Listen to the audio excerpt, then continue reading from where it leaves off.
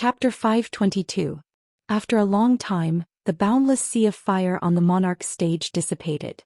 Long Yunzhao's figure appeared. He was still standing tall and straight on the stage. But his appearance was somewhat miserable. The golden robe he wore had a few charred holes and his wide sleeves were rolled up. Moreover, the god of war armor he was wearing was gone. When the heaven-burning palm shattered the celestial barrier, it completely shattered his god of war armor and turned it into metal fragments. Fortunately, the celestial barrier and the god of war armor offset 50% of the power of the heaven-burning palm, so he was not seriously injured. He held the dragon teeth blade in his left hand and the nine-cloud sword in his right hand. He looked at Ji Tianxing expressionlessly. His face was somewhat pale and there were traces of blood at the corner of his mouth. Ji Tianxing stood calmly in the middle of the field, his eyes fixed on Long Yunzhao.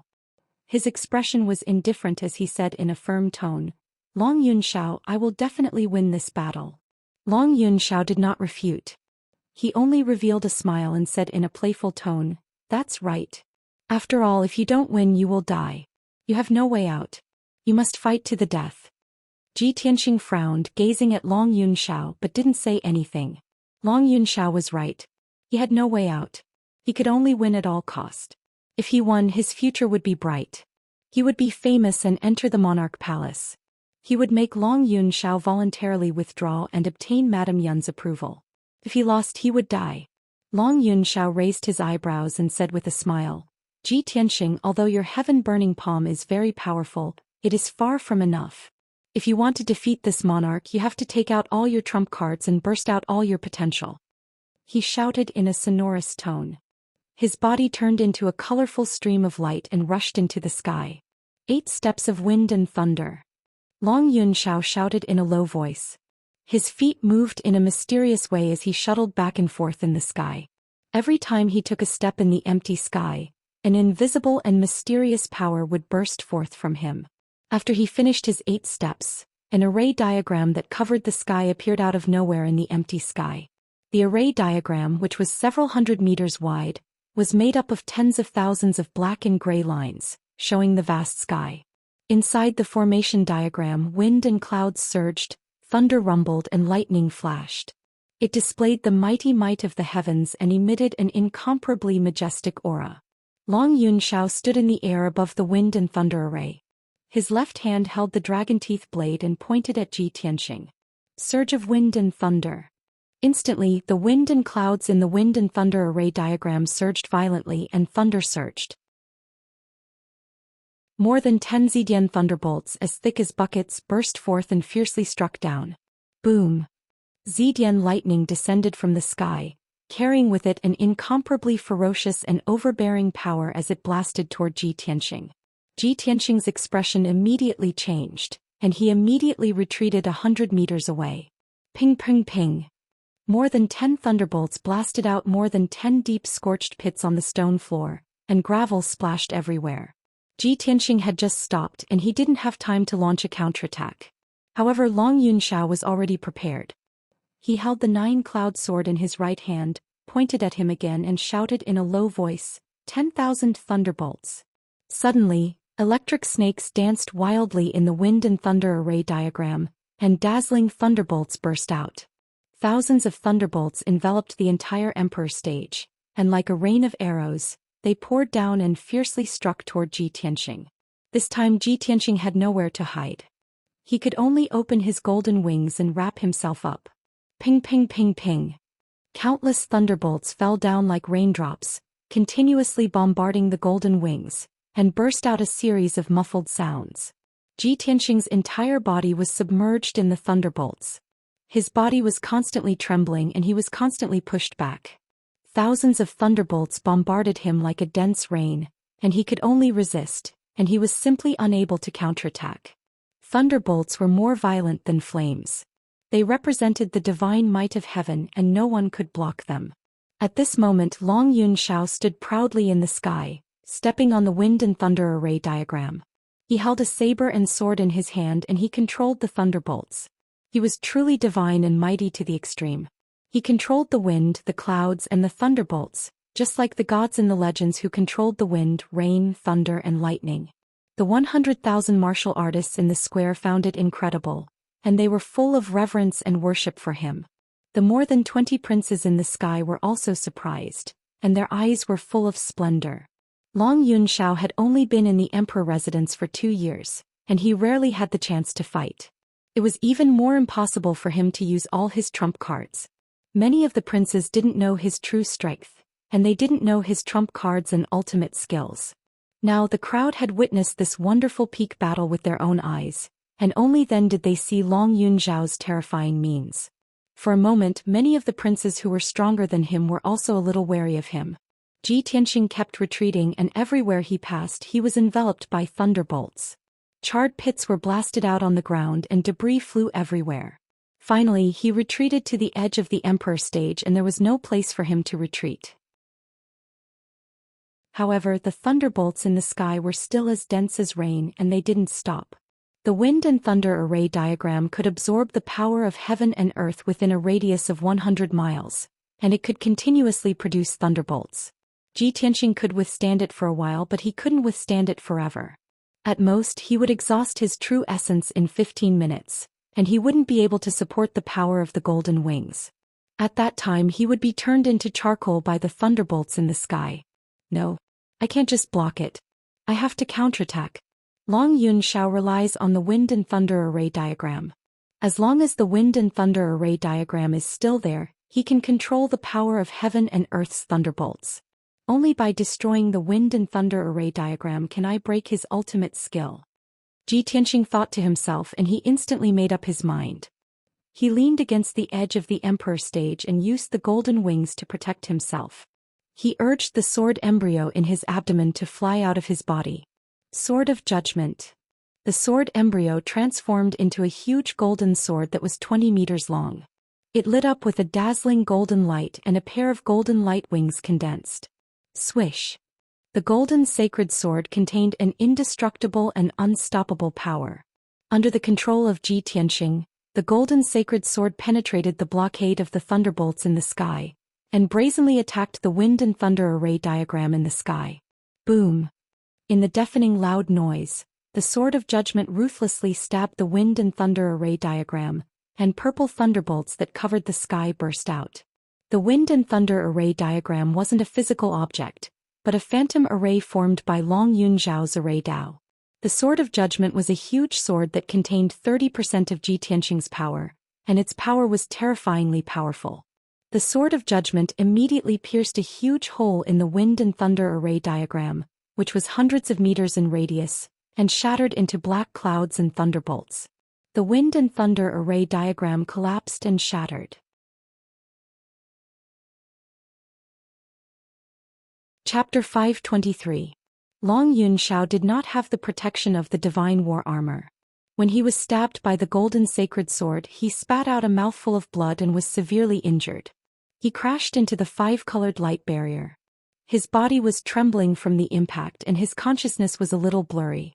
He fell from the sky powerlessly. A huge wound appeared on his chest and blood kept spilling out. At this time the golden sacred sword flew high into the sky, and it emitted a dazzling golden light. Under Ji Tianxing's control, the golden sacred sword was like a whirlpool, crazily swallowing the spiritual energy from all directions. Within a radius of 10 miles, all the spiritual chi of heaven and earth gathered and turned into strands of 5-colored spiritual light, surging into the golden sacred sword. Suddenly the golden sacred sword grew 10 meters in size, and its power increased by 50%. The sword intent it emitted was even more violent and fierce. Ji Tianxing stood proudly on the monarch stage, looking up at the golden sacred sword in the sky. He let out a powerful and domineering roar. Sword, come. Suddenly the golden sacred sword suspended in the sky locked onto Long Yunxiao's aura. It carried an aura that could suppress everything and slammed down from the sky. Slash. The golden sacred sword carried a golden flame tail. It was faster than lightning, and it instantly hit Long Yunxiao. Long Yunxiao was already injured by the golden sacred sword. He fell from the sky, and before he could block or dodge, his body was engulfed by the golden flame. Boom! In an earth-shattering explosion, the golden sacred sword wrapped around Long Yunxiao and slammed into the ground of the monarch stage. The entire monarch stage shook violently, and it trembled continuously for dozens of times. A huge crater with a radius of dozens of meters was formed on the hard rock ground, and gravel flew everywhere. The dazzling golden light mixed with the violent air waves, forming a golden shockwave. It spread out in all directions and crashed into the five-colored light barrier. The five-colored light barrier kept shaking and layers of ripples appeared. It was even more dazzling and colorful. The golden light covered the sky and it filled hundreds of meters of space. It drowned the entire monarch stage and it didn't dissipate for a long time. The loud explosion was still echoing in the sky, and it gradually faded away. After about 100 breaths of time, the monarch stage calmed down, and the vision became clear again. Ji Tianxing stood on the monarch stage, his body as straight as a sword. However, his countenance was slightly pale, and the white robe he wore had already been charred black. It was tattered and he seemed to be in a sorry state. Moreover, he had repeatedly used his ultimate skills and trump cards. More than half of his true essence had been consumed. He only had about 30% left. 100 meters in front of him, there was a huge crater in the ground with cracks extending all around it. At the bottom of the deep pit, Long Yunxiao was lying in the ruins covered in blood. He was slowly struggling to get up. There were several large wounds on his left shoulder, chest, and back. The wound was badly mangled and dark red blood gushed out ceaselessly. It was even to the extent that the bones within could be faintly seen. Even though he was severely injured, he did not lose consciousness and remained conscious. He broke free from the rubble and slowly stood up. He condensed a pair of wings with his true essence and flew out of the huge pit. Shua! Long Yunxiao landed on the edge of the crater and staggered a few steps before he could steady himself. He held the dragon teeth blade and the 9-cloud sword in his hands. His body was slightly bent as he stood on the monarch stage. At this point he was already an arrow at the end of its flight and could not fight anymore. There was no doubt that Long Yunxiao had been defeated. The commoners in the square were all dumbfounded when they saw Long Yunxiao's severely injured appearance. When the crowd came to their senses, they immediately burst into discussions and exclamations. This is unbelievable. Ji Tianxing actually has such terrifying strength. There is actually such a marvelous swordsmanship in this world. Today I have learned something new. It's over. The Son of Heaven is severely injured. He has already lost. The outcome has been decided. I never thought that the result would be so unbelievable. A nameless boy can actually defeat the number one genius of the human race. The human race is really full of geniuses. That guy called Ji Tianxing not only passed the Monarch Mansion's assessment, but also obtained the title of the number one genius of the human race. He is simply too monstrous. This is too shocking. I haven't seen such a thrilling and wonderful battle for more than 10 years. From today onwards, Ji Tianxing's name will spread throughout Middle Ground and become famous throughout the world. The human race has one more top genius. The Monarch Mansion will also have a new noble prince. The more than 20 princes in the sky were also shocked and in disbelief. That guy Ji Tianxing is actually able to display such a miraculous sword technique? This person is a formidable opponent. When he enters the Monarch Mansion, we must be careful of him. Based on Ji Tianxing's performance just now, in time he will definitely become an influential figure in the Monarch Mansion. Murong Lingfeng and Duanmu Yulong looked at each other across the sky and smiled meaningfully. They exchanged a few words through their spiritual senses. Ji Tianxing has actually defeated Long Yunxiao. Hee, I'm afraid that there will be a more exciting show later. This is good news for us. When Ji Tianxing enters the Monarch Mansion, we will make another plan. In the pagoda to the south of the square, the monarch emperor frowned and looked a little serious. The imperial tutor stroked his white beard and shook his head with a sigh. As the monarch emperor expected, Ji Tianxing has really defeated the Son of Heaven. The Son of Heaven's reputation has been damaged and he has been seriously injured. How will he choose his heavenly concubine later? The monarch emperor was silent for a moment and then ordered in a deep voice, "Imperial tutor, pass down the order to carefully investigate that boy called Ji Tianxing. This boy's talent and strength have surpassed Yunxiao. I want to see what kind of background he has." On the monarch stage, Ji Tianxing and Long Yunxiao looked at each other and ignored the reactions and discussions of the crowd. Long Yunxiao endured his injuries and tried his best to straighten his body. He stared at Ji Tianxing. His expression was very calm. There was no anger or unwillingness after being defeated. Instead, there was a trace of relief in his eyes. Ji Tianxing, you are very good. He chuckled. His voice was a little hoarse and his tone was a little low. Today's battle is the most satisfying battle I've ever had in my life. I have to admit that I have lost. You are indeed qualified to stand by her side. You are worthy of her trust and trust. Congratulations, you are about to become the 56th emperor.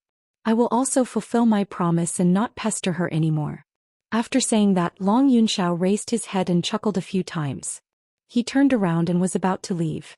However, there was a deep sadness and desolation hidden in that pretentious and carefree chuckle. Wait. At this moment, Ji Tianxing shouted softly. Long Yunxiao stopped stumbling and did not turn around. With his back facing him, he asked in a deep voice, "You have already won. What else do you have to say?" Ji Tianxing stared at him with a complicated expression. He had used all his trump cards and strength to finally defeat Long Yunxiao in front of everyone and obtain victory.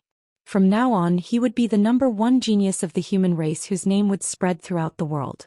He would also be recognized by the Cloud Spirit Palace and would be able to stay with Yunyao forever. This was supposed to be a joyous occasion and he should be overjoyed and excited. However, his expression was as calm as usual, without the slightest hint of joy. He stared at Long Yunxiao's back and was silent for a moment before asking, "You sacrificed so much for her, but in the end you helped me. Was it worth it?" Long Yunxiao's body trembled slightly, but he immediately covered it up. His voice was calm and cold as he said, "I don't understand what you are talking about." After saying that, he walked away without looking back. He condensed a pair of wings with his true essence and flew down the Emperor platform.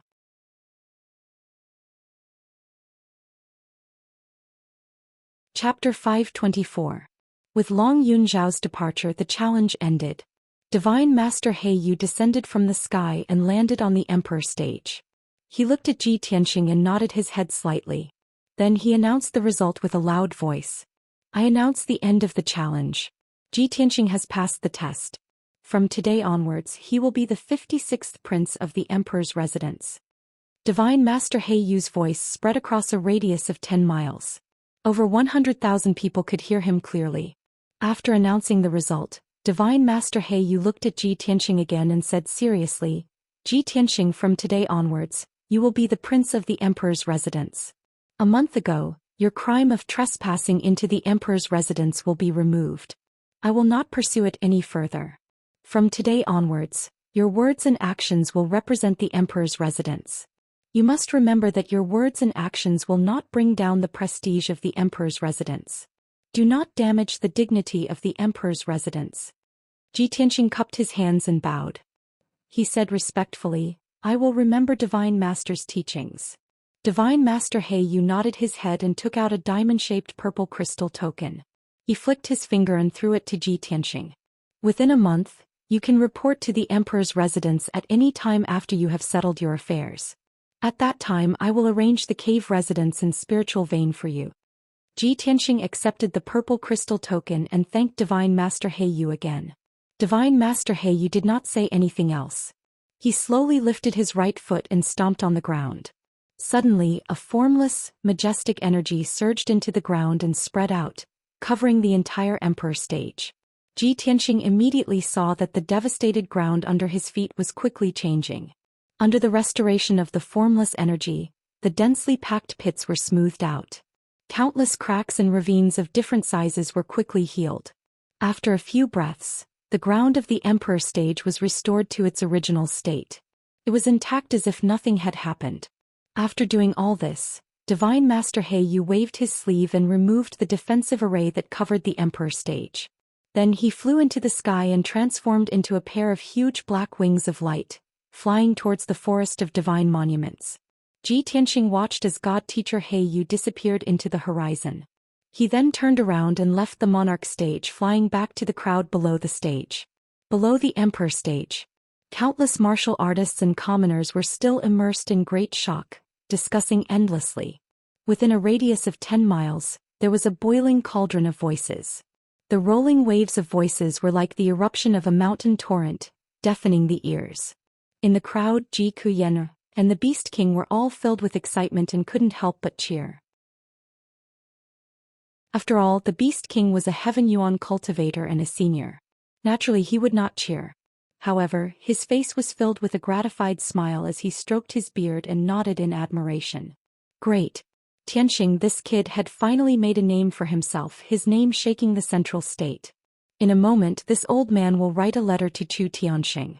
If that old man hears the news, he will be overjoyed. Yana was so excited that his little face flushed red. His eyes sparkled with a bright light. Haha, that's great. Senior brother Tianxing has finally won. He will be reunited with senior sister very soon. Jiku was the most gratified and excited. She was so happy that she cried. She couldn't help but say, I knew that brother Tianxing would definitely win. No matter what danger there is, no matter how strong the opponent is, he will not be defeated. She knew that Ji Tianxing could only win and not lose. Otherwise, he would lose everything and be executed by the monarch mansion. Today, Ji Tianxing had finally defeated Long Yunxiao and won. This was the change from hell to heaven. How could she not be happy for Ji Tianxing? At this moment, Ji Tianxing flew back to the three of them and landed in front of Jiku. Jiku immediately said excitedly, Brother Tianxing, you finally won. That's great. Are you hurt? Do you want to meditate? Ji Tianxing smiled and shook his head.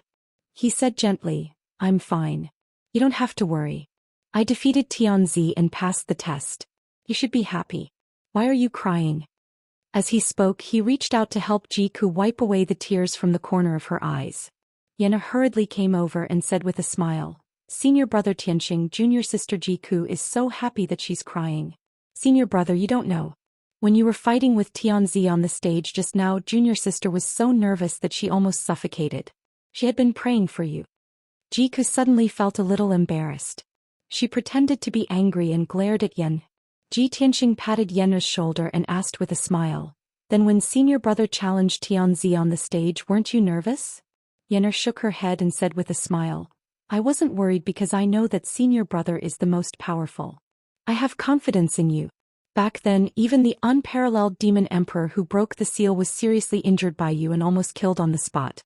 Although Tianzi is the #1 genius of the human race, he's far from being as abnormal as you, senior brother. Abnormal? Ji Tianxing raised his eyebrows and reached out to knock her little head. Is there anyone who praises people like you? The Beast King squeezed over with a smile and said with relief, Tianxing, now that you've defeated Tianzi, you're the #1 genius of the human race. With your monstrous talent, after entering the monarch mansion, you'll definitely grow rapidly and soon become a famous figure in the Tianxian continent. If your master learns of this good news, he'll be so happy that he'll drink 300 cups of wine and get drunk. Ji Tianxing thought for a moment and nodded with a smile. Yes, not only my master but old Master Xiang will also be overjoyed. He'll definitely get drunk. The four of them discussed happily and laughed heartily from time to time. They were all in a good mood. In a palace on the south side of the square, a burly man in a black robe and a cloak was standing by the window of a room, staring at the square outside.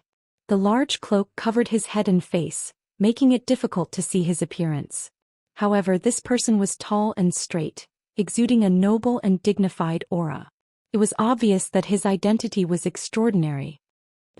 Long Yunxiao, that trash, actually lost to a nameless kid in front of everyone. He's really a disgrace to the imperial court. I really don't know why the old man was so blind to make that trash Long Yunxiao the heir. The man in the black robe cursed in a low voice, his tone was filled with hatred. He looked below the monarch stage and stared at Ji Tianxing in the crowd. He whispered in a cold voice, Gao Yi, that useless trash, not only did he mess things up, he even let Ji Tianxing live until now. This little bastard ruined my plan. He's unforgivable and deserves to die. I was just about to go to the Tianxin region to find you, but I didn't expect you to come to the central state and deliver yourself to me. So what if you enter the monarch mansion? You dare to ruin my plan and block my path. I'll make sure you die without a burial place. The man in the black robe snorted coldly and turned to leave with a cold, murderous intent.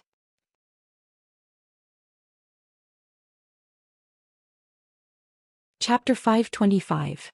Although the battle between Ji Tianxing and the Son of Heaven had already ended, but the hundreds of thousands of people and martial artists in the square still refused to leave and were still looking forward to it.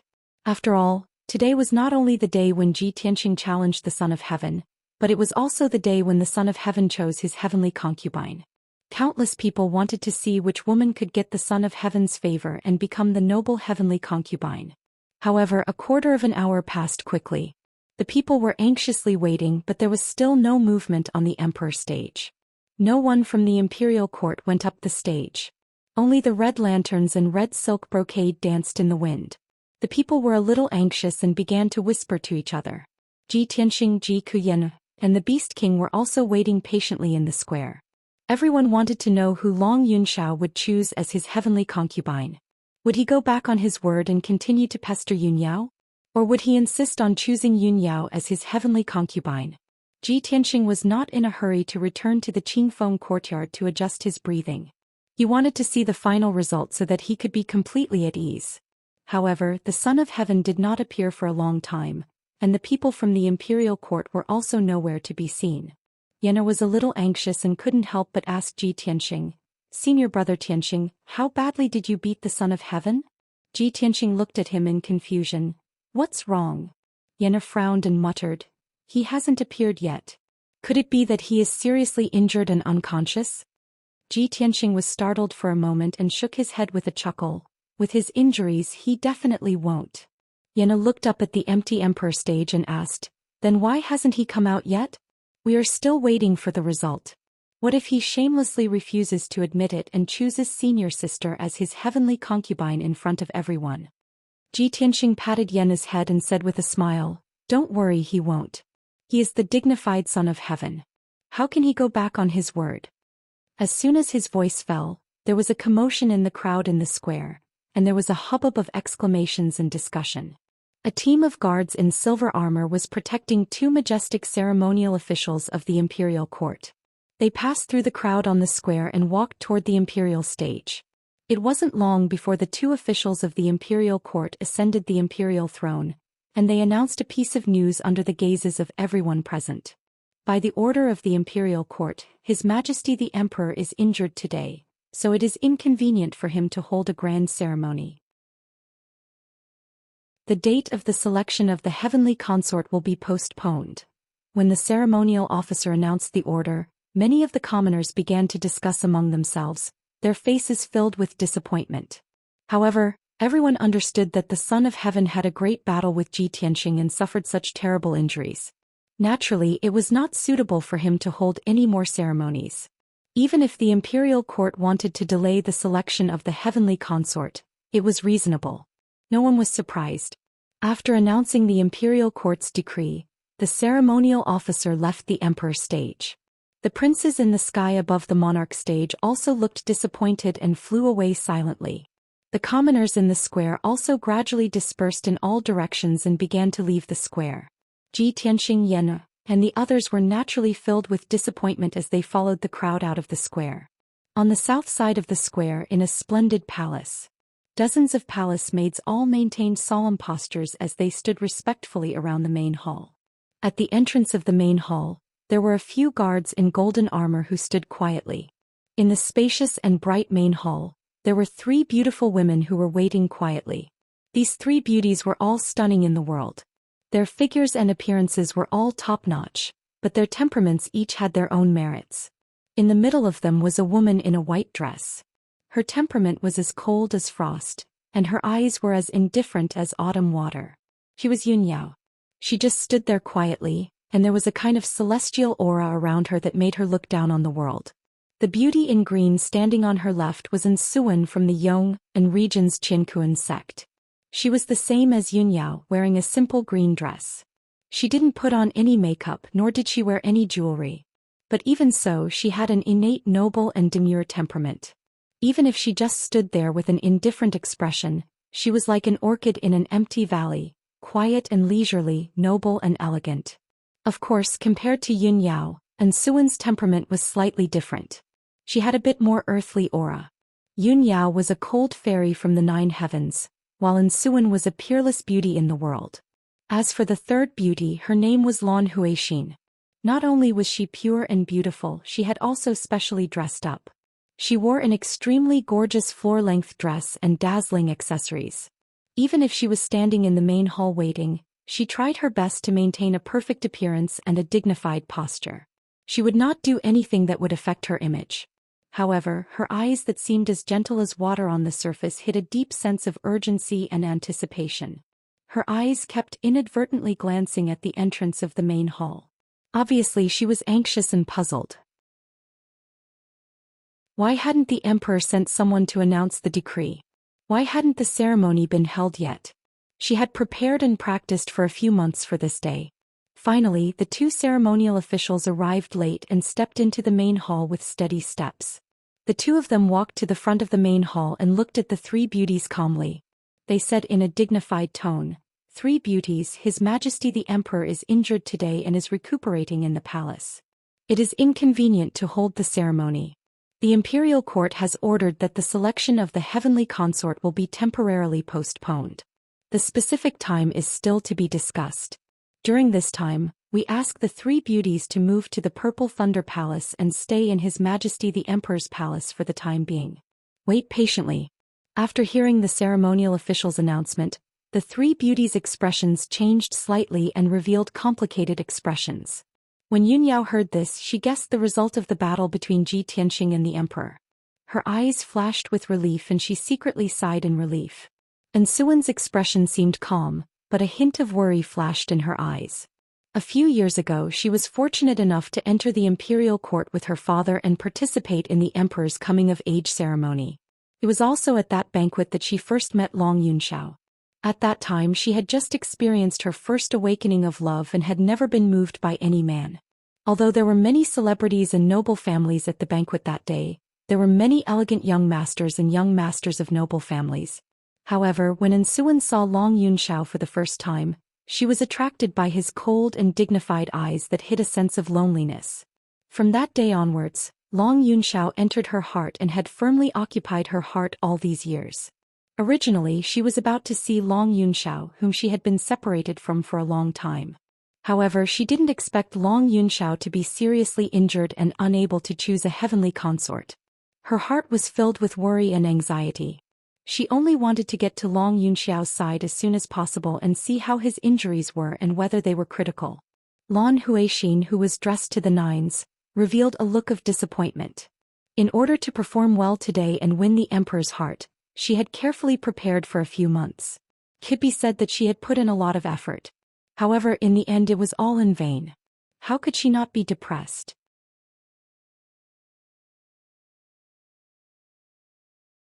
Chapter 526. Not long after, the three beauties left the main hall. And Suwen and Lan Huixin followed the ceremonial officials and palace maids to the emperor's temporary residence. Yunyao left alone. She didn't go to the Purple Thunder Palace but went straight to the Clear Wind Courtyard in the Fish Dragon Alley. She knew that Long Yunxiao was strong and had many trump cards. Moreover, he had mastered many secret techniques and was very powerful. Even if Zhi Tianxing could defeat Long Yunxiao and severely injure him, he would also be injured. Yunyao was worried and wanted to go to the Clear Wind Courtyard to visit Zhi Tianxing and see how he was doing. The streets outside the palace were bustling with people. Countless people had just left the plaza and were walking in groups of 3 to 5 on the streets. They were discussing the previous battle as they walked.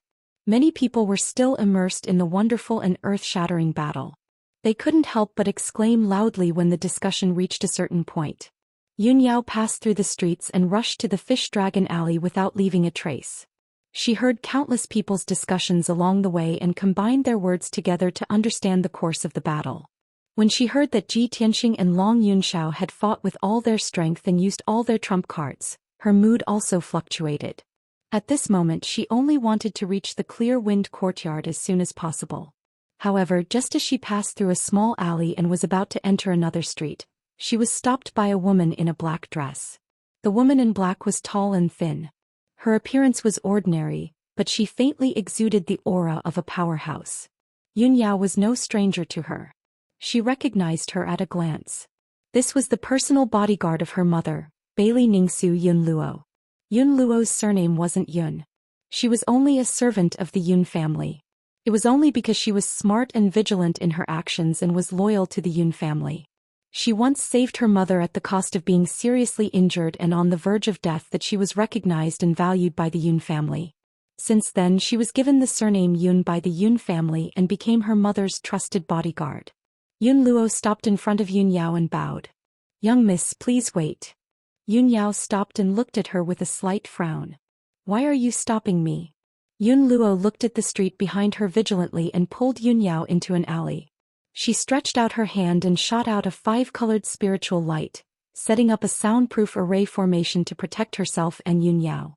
Then she said seriously, "Eldest young miss, this subordinate is here on Madam's orders to pass on a few words to you." "Mother ordered you to pass on a message?" Yun Yao frowned and thought for a moment. Then she said calmly, "Then tell me." Yun Luo also did not beat around the bush and said straightforwardly, "Eldest miss, just now Ji Tianxing and the Son of Heaven had a decisive battle on the monarch stage. Madam secretly watched the entire process. The madam admitted that she had indeed misjudged him. She did not expect Ji Tianxing to have such hidden strength and means. Ji Tianxing was actually able to defeat the Son of Heaven and successfully pass the Monarch Mansion's examination. This made her feel very surprised. Yun Yao nodded slightly and said indifferently, "Mother does not understand Tianxing. It is normal for her to misjudge him. However, she should have seen Tianxing's aptitude and potential now." Yun Luo did not respond. She did not comment on this and continued, "Madam said that Ji Tianxing defeated the Son of Heaven after all. Today hundreds of thousands of people witnessed it with their own eyes. This matter has already caused a sensation in Central State City. It will definitely spread quickly. Now that Ji Tianxing has become famous in this battle, he is in the limelight. He will definitely become an influential figure in Central State City. He will definitely attract the attention of countless experts and powers. He is at the heart of the struggle and the Son of Heaven has yet to choose his heavenly concubine. Eldest miss, you are still one of the candidates. If eldest miss goes to Ji Tianxing at this time, some people will definitely find out about this. It will also attract criticism from others, bringing unnecessary trouble to you and Ji Tianxing. Eldest miss, please reconsider." After Yun Luo finished relaying Bailey Ningxu's words, he did not say anything else. He silently waited for Yun Yao to make her decision. Yun Yao frowned as she pondered with a solemn expression. Mother's words are reasonable. Today Tianxing defeated Long Yunxiao on the stage and became famous. He has already become a proud Son of Heaven that everyone looks at. If I go to Clear Wind Courtyard to look for him now, it will be a bit rash. When Tianxing fought with Long Yunxiao, the people from the other two families will definitely come to watch. They will definitely keep an eye on Tianxing. If they find out that I went to look for Tianxing, it will give them an opportunity. They will definitely use this opportunity to slander and deal with Cloud Soul Palace. Tianxing has just come to Central State and has not established himself yet. It is not suitable for him to be involved in the grievances of the three great families. Thinking of this, Yun Yao dispelled her previous thoughts. She suppressed the worry in her heart and decided not to visit Ji Tianxing for now. Once the consort selection was over, she would no longer be a heavenly consort candidate, and it would be convenient for her to move. In any case, Ji Tianxing would enter the Monarch Palace soon. At that time, she and Ji Tianxing would both be in the Monarch Palace and there would be plenty of opportunities to meet. In short, she and Ji Tianxing would have a long time in the future. There was no need to rush. At this time, Yun Luo saw that she had pondered for a long time and seemed to have made up her mind. He said, "Eldest miss, please come with me to see Madam." Yun Yao did not say anything and nodded in agreement. She followed Yun Luo out of the alley and rushed towards a palace in the city. About an hour later, the two of them passed through a quiet street and entered a house at the end of the street. This fresh and elegant house looked calm and ordinary on the surface, but it was protected by a powerful formation and many powerhouses and guards were hidden. Yun Luo brought Yun Yao into a quiet and elegant room. He respectfully guarded the door and made a gesture of invitation. Yun Yao stepped into the room and saw her mother, Bailey Ningxu, sitting at the table and quietly pondering. There was a teacup and an incense burner on the table, and the air was filled with a calming fragrance. Yun Yao walked into the room and bowed slightly. She calmly called out, "Mother." Only then did Bailey Ningxu come back to her senses. She turned to look at Yun Yao and nodded slightly. "Yao Yao, come and sit down." Yun Yao walked to the table and sat down. Bailey Ningsu picked up the teapot and poured her a cup of spirit tea. Then Bailey Ningsu slowly said, Yao Yao Ji Tianxing defeated the emperor on the monarch stage in front of hundreds of thousands of people. You must be very happy right now, right? Yun Yao elegantly picked up the teacup and drank the tea. She remained silent and did not answer. Sigh. Bailey Ningsu sighed. She had a worried look on her face and her expression was solemn. Mother, why are you so worried? Yun Yao looked at Bailey Ningsu and asked with concern. Bailey Ningsu looked deeply at her and said in a solemn tone, Yao Yao, the emperor was defeated in front of everyone today and was seriously injured. It affected the selection of the heavenly concubine.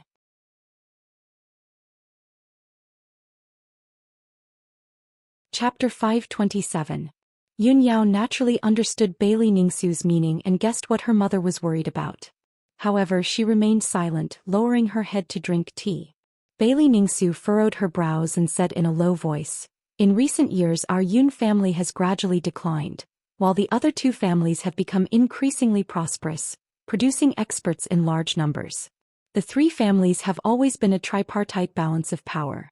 Even if they compete in secret, they won't join hands. I don't know when it started, but the Duanmu and Murong families have secretly joined hands to deal with our Yun family. In recent years, the two families have become increasingly arrogant and despotic. Their movements have become more frequent and all kinds of schemes have emerged. If it weren't for the Son of Heaven secretly supporting our Yun family, how could we have resisted the two families' schemes? Speaking up to here, a cold glint flashed in her eyes, and her tone carried a trace of hatred. Those two families have actually joined hands and acted so arrogantly and scrupulously dealing with our Yun family. There must be someone supporting and instigating them from behind. Yun Yao's mind was sharp and she immediately understood Bailey Ningsu's meaning.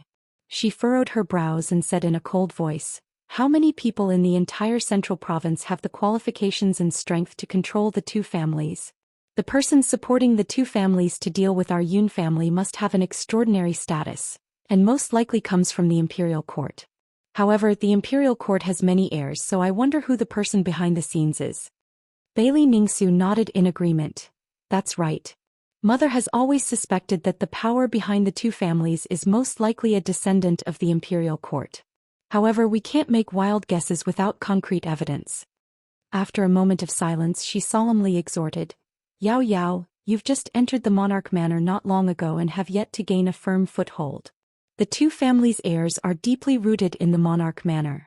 You must remember to be careful in the monarch manor, and do your best to avoid conflict with the two families. As for Ji Tianxing, he'll definitely be targeted by the two families and be watched by many powers in secret. After Ji Tianxing enters the monarch manor, you must try not to get too close with him so as to avoid being caught by those with ulterior motives. It won't be long before your father comes out of seclusion. When your father comes out of seclusion, we will discuss this matter and find a countermeasure.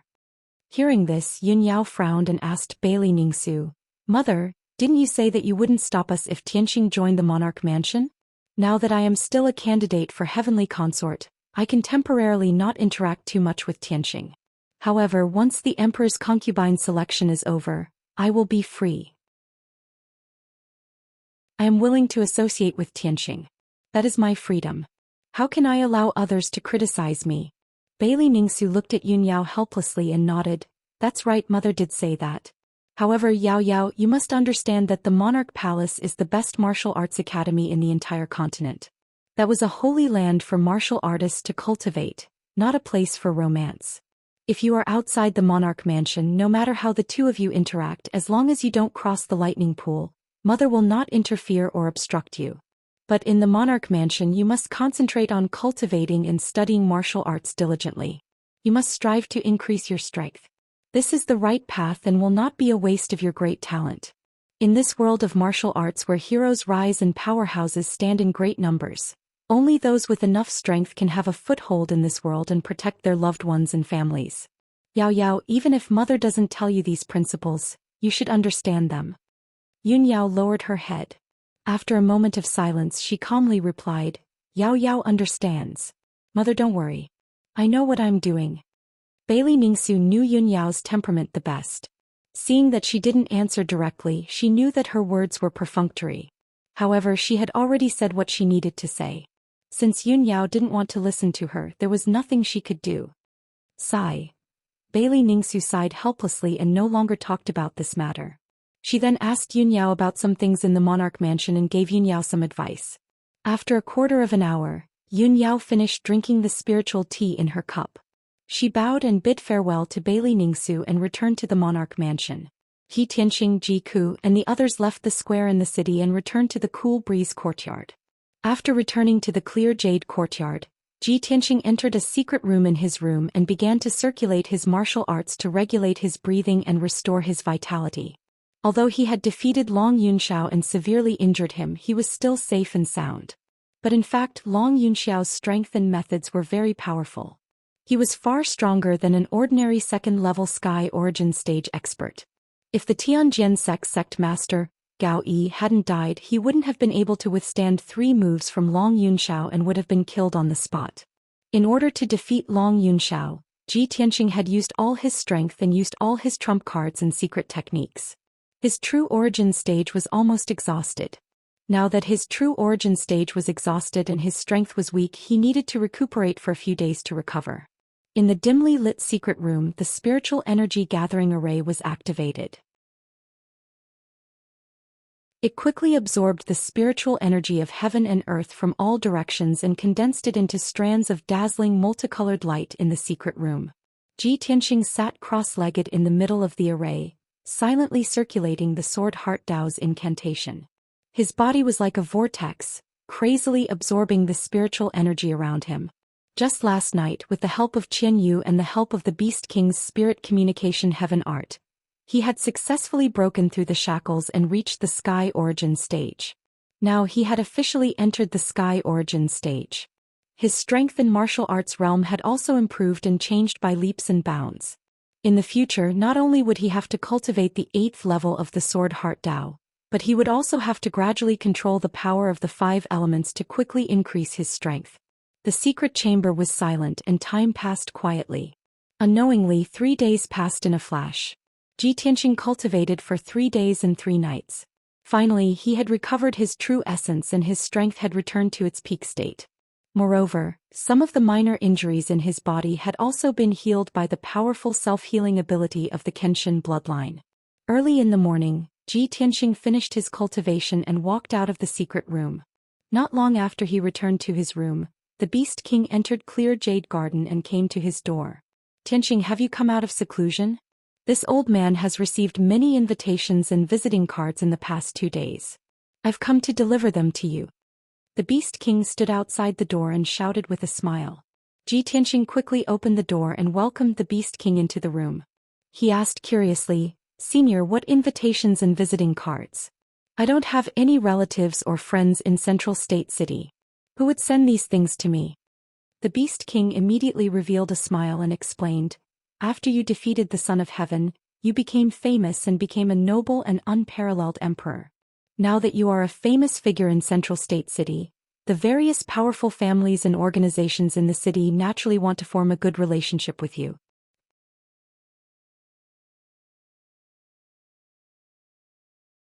Chapter 528. Ji Tianqing looked at the several dozen invitations and visiting cards on the table and couldn't help but knit his brows.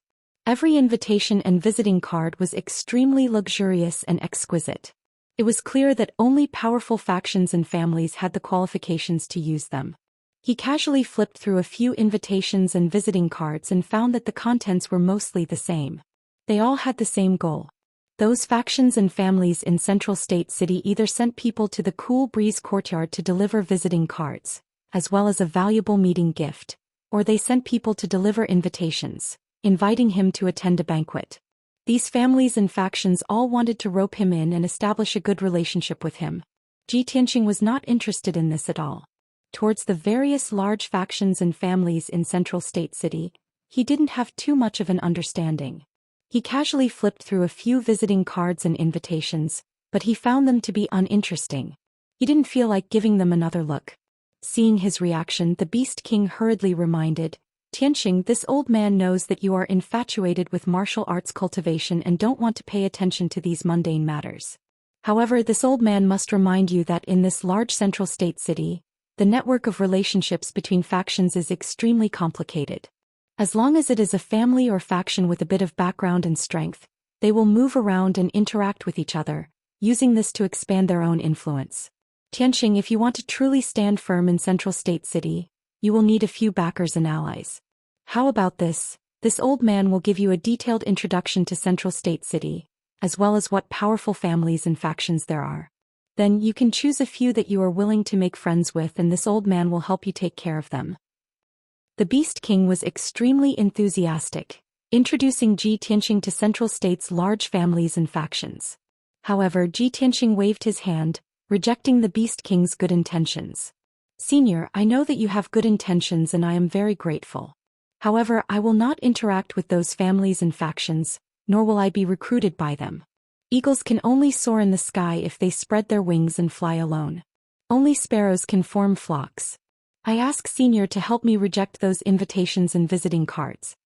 When the Beast King heard his words, he revealed a faint smile as he nodded and said, Eagles soar high in the sky, sparrows flock together. These words are truly correct. Good.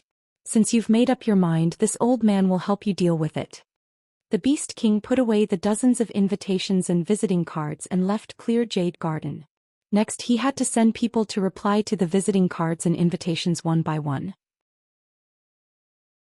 He also had to send back the gifts sent by the major forces and families.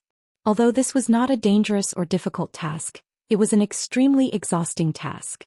Of course, Ji Tianxing didn't have to worry about this. In any case, the Beast King was more familiar with the central state, so it would be easier for him to deal with these matters. After Ji Tianxing sent the Beast King away, Ji Ku and Yen came to his room and chatted with him.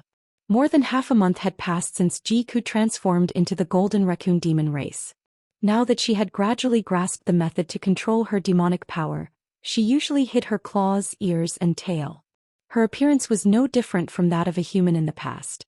When Ji Tianxing heard the news, he also felt gratified for her. At this time, Yen frowned and thought for a moment, then asked with some concern, Senior brother Tianxing, you will enter the Monarch Mansion soon. But junior sister Ji Ku and I have nowhere to go, so we can only stay in Clear Breeze Courtyard.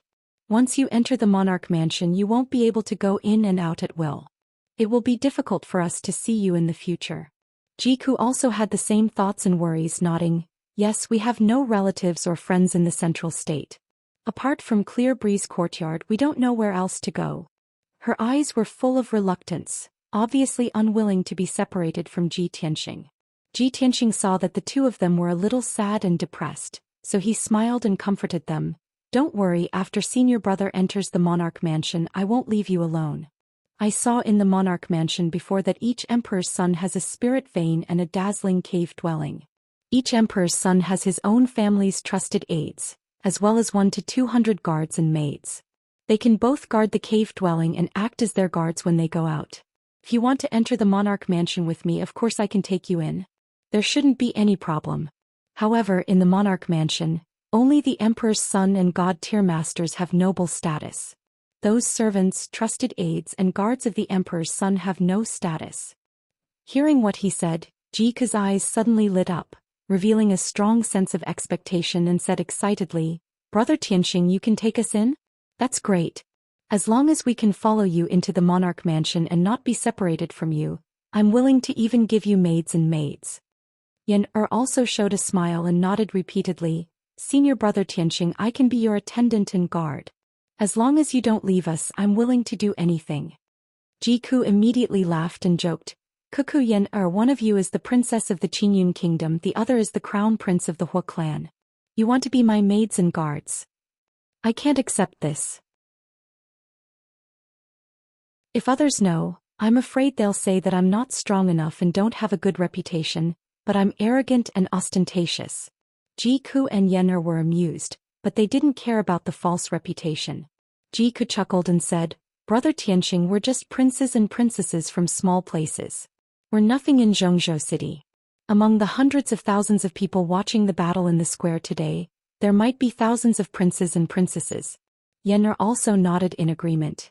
The Emperor's son is the most honorable person in Zhongzhou, and even in the mysterious heavenly continent. To the cultivators and people of Zhongzhou, It's also a great honor to be the emperor's guard and maid. Although Ji Ku and Yen'er said these words as if they were joking. However, Ji Tianqing understood that the two of them really didn't care about their status and reputation. They just wanted to follow him into the monarch mansion. Therefore he nodded and agreed to this matter. Kukuyen, the three of us left the sect together and came to Zhongzhou city. The three of us should enjoy blessings and endure hardships together. Since you don't mind, senior brother will of course take you into the monarch mansion. In the future when you follow me, there's no need to call yourselves guards and maids. We're still brothers of the same sect. As long as I have something I'll give you a share. Hearing his words, Ji Ku and Yen'er were even happier. The worries and concerns in their hearts finally dissipated. However, the three of them chatted happily for a while. Yen'er suddenly remembered something and his mood gradually fell. Ji Tianqing saw that he was hiding something, so he asked, Yen'er, what's wrong? Why are you unhappy? Yen'er hesitated for a moment before he whispered with a pout. Senior brother Tianqing, it's been 3 days since you defeated the emperor. No matter how busy senior sister is, she should have come to visit us, right? Did eldest senior sister forget about us after entering the monarch mansion? Ji Tianqing shook his head and comforted him with a smile. Yen'er, senior sister is not that kind of person. The monarch mansion is a holy land of martial arts. The rules there are strict. It's not a place where you can enter and leave as you wish. When we enter the monarch mansion we have to be careful. We can't be rash and impulsive so as to avoid being caught by people with ulterior motives. Senior sister must have her difficulties. Don't worry, after we enter the monarch mansion we'll see her.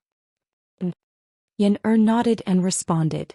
Ji Tianqing revealed a smile and reminded him and Ji Ku, all right, go back and prepare. We'll enter the monarch mansion in 2 days.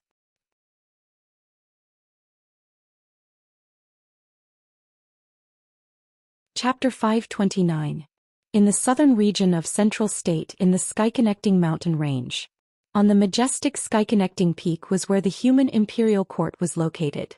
The 3 palaces, 9 halls and 18 courtyards formed a majestic and sacred group of palaces. At this time the emperor and the imperial tutor had just returned to the imperial court from Central State City. Inside the palace of heaven and earth, in the spacious and elegant imperial study, the emperor was wearing a noble and dignified golden dragon robe and a purple gold dragon crown. He was sitting in front of a large table, reading the memorials and letters on the table. He reached out and picked up a dark gold memorial and saw the words Heavenly Stellar Region at the bottom right. Oh, a memorial from the Heavenly Stellar Region? The emperor raised his eyebrows as a glint flashed in his eyes. He opened the exquisite and luxurious memorial and carefully read the contents. The memorial was filled with lines of vigorous and powerful words. There were at least tens of thousands of words written on it. Greetings to your majesty. I am the Sky Pillar Sect Master Chu Tianqing. I hereby present a memorial to your majesty to report the details of the Demon King's rebellion. 3 months ago the Tianjin sect led the 4 great sects were bewitched by the remnants of the demon race and joined forces to besiege the Sky Pillar sect. Our sect's spirit vein array had long been destroyed by the remnants of the demon race, causing the array that sealed the Demon King to lose its power. When our sect was desperately resisting the 4 great sects, the Demon King took the opportunity to break the seal and reappear in the world. He started a massacre in our sect. Our sect and the 4 great sects suffered heavy losses. The Demon King killed thousands of martial artists and was about to condense the Demon King's true body. At the critical moment our sect's elite disciple Ji Tianqing stepped forward bravely and faced the Demon King alone. He swore to protect our sect's disciples. When he read this the emperor frowned and muttered in confusion, Ji Tianqing? So it's him. The emperor revealed a look of realization and said with a complicated expression, I didn't expect that the young genius who could defeat Yun Shao was actually an elite disciple of the Sky Pillar sect. He nodded slightly. He already had an idea in his heart so he continued reading. Ji Tianqing possesses the bloodline of the Kenshin.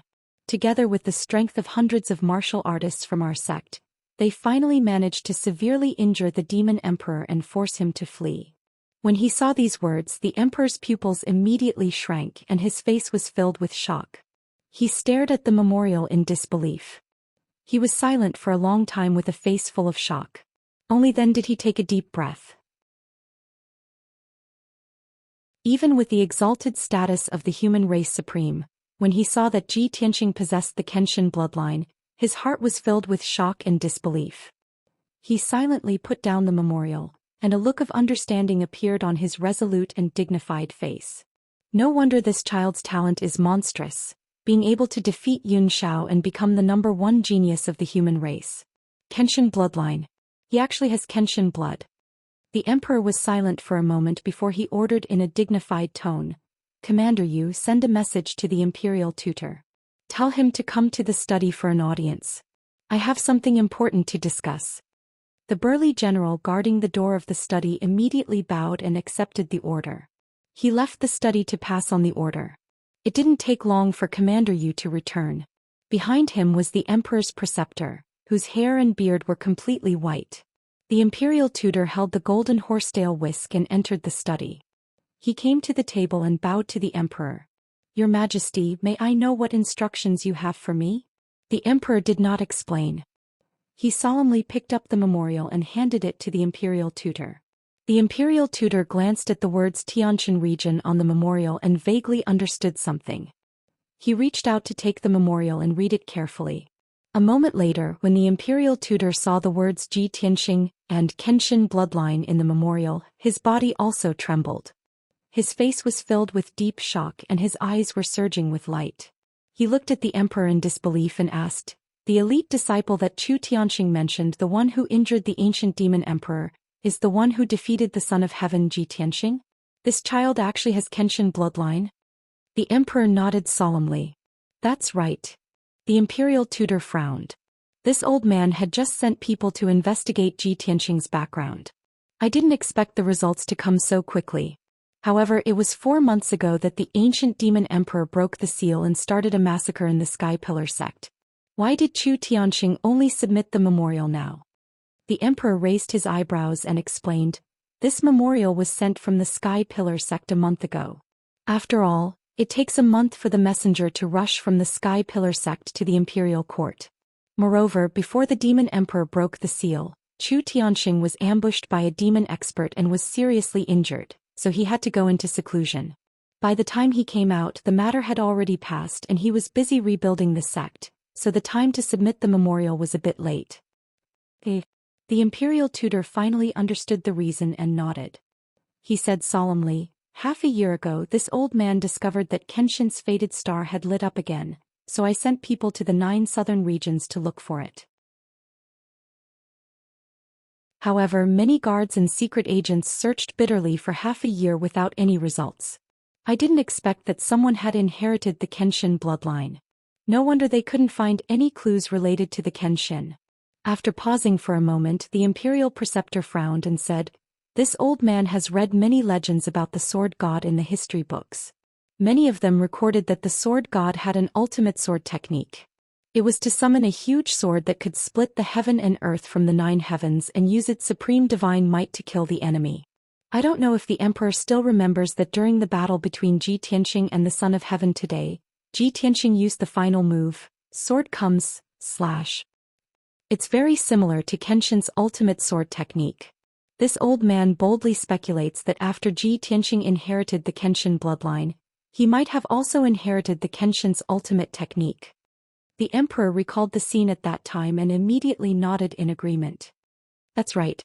The sword technique that Ji Tianqing used today is indeed very similar to Kenshin's ultimate technique. If this boy has really inherited the Kenshin's ultimate technique, then he can be regarded as the Kenshin's successor. At our level, we all know how miraculous and powerful Kenshin's ultimate technique is. Therefore, Ji Tianqing must be used by our human race." The imperial tutor nodded solemnly and stroked his beard. "That's right. With Ji Tianqing's unparalleled aptitude and talent, coupled with the cultivation of Kenshin's ultimate technique, he will soon become a world-famous powerhouse. If he can be used by our race, then it will be a blessing for our human race. If by any chance he is roped in by the monster race or the water race and joins their forces, then the consequences will be unimaginable." Speaking up to hear, the imperial tutor respectfully cupped his hands and bowed to the emperor. He said in a sincere tone, "Emperor, this old man earnestly requests the emperor to secretly take action to resolve the enmity between Ji Tianqing and the Son of Heaven. No matter what, we can't let the enmity between them continue to develop, and we can't let Ji Tianqing become our enemy.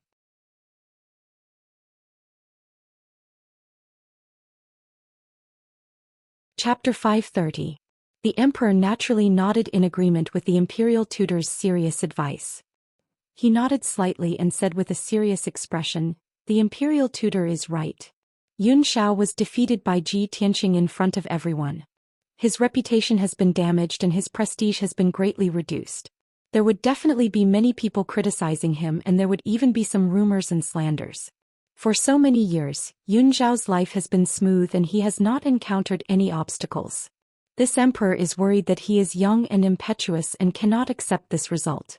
He will form a grudge with Ji Tianqing." The imperial tutor stroked his beard and said in a serious tone, "Therefore this matter needs to be secretly resolved by the emperor." The emperor already had a plan in mind. He took out a piece of golden paper from the table and began to write a letter to the emperor. As he wrote the letter, he also read the contents of the letter out loud so that the imperial tutor could also know the inside story. "My son Yun Shao, seeing words is like seeing a face. The battle on the emperor stage was the focus of everyone's attention. Everyone knows about it. I have also received the news and results. Yun Shao, ever since you stepped into martial arts cultivation at the age of 4, it has been smooth sailing for the past 20 years. However, there was always someone who was better than him. No matter who it is, they will have to experience failure. Even a peerless powerhouse like Kenshin cannot remain undefeated for his entire life. He will eventually encounter setbacks. Yun Shao, this emperor hopes that you can face your opponent head-on and use this setback to motivate yourself to work harder. This emperor also hopes that you can bury the hatchet with Ji Tianqing. Don't lose the big picture for the small things and have conflicts with Ji Tianqing again. You and Ji Tianqing are the top geniuses of our race. In the future, you will become the pillars of our race and fight against the other races. If you can understand, respect, and support each other and even become good friends, that is what this emperor wishes for. It is also a blessing for our race." When the emperor put down his brush, he had also finished reading the contents of the letter. He stamped the golden paper and placed the letter in an envelope. He then used a secret technique to seal it. The imperial tutor smiled and nodded. "This is good. When the emperor sees the letter, he will definitely understand what to do. Emperor, I will send someone to deliver the letter to the Son of Heaven." As he spoke, the imperial tutor reached out to take the envelope. However, the emperor waved his hand and said, "There's no hurry. This emperor still needs to write another secret letter. Later, send someone to deliver it to the monarch residence." Imperial residence? The imperial tutor was stunned for a moment before he immediately understood. The emperor's letter is for that prince? Not bad. The celestial emperor nodded and said, 3 years ago, this emperor arranged for him to enter the monarch manor and let him secretly monitor the movements of the various princes and make preparations for Cloud Sky to enter the monarch manor. In addition, this emperor also asked him to secretly protect and assist Yun Shao. This person is a hidden chess piece that this emperor placed in the emperor's mansion. If used properly, he will definitely be of great use. The emperor lowered his head as he wrote the letter. He said, Ji Tianqing will enter the monarch manor soon. This emperor wants him to secretly keep an eye on Ji Tianqing and think of a way to get close to Ji Tianqing. From Ji Tianqing he can find clues related to Kenshin. He also needs to investigate clearly for this emperor whether Ji Tianqing has really inherited Kenshin's secret technique. Compared to Kenshin's bloodline, Kenshin's secret technique is the most mysterious and terrifying thing.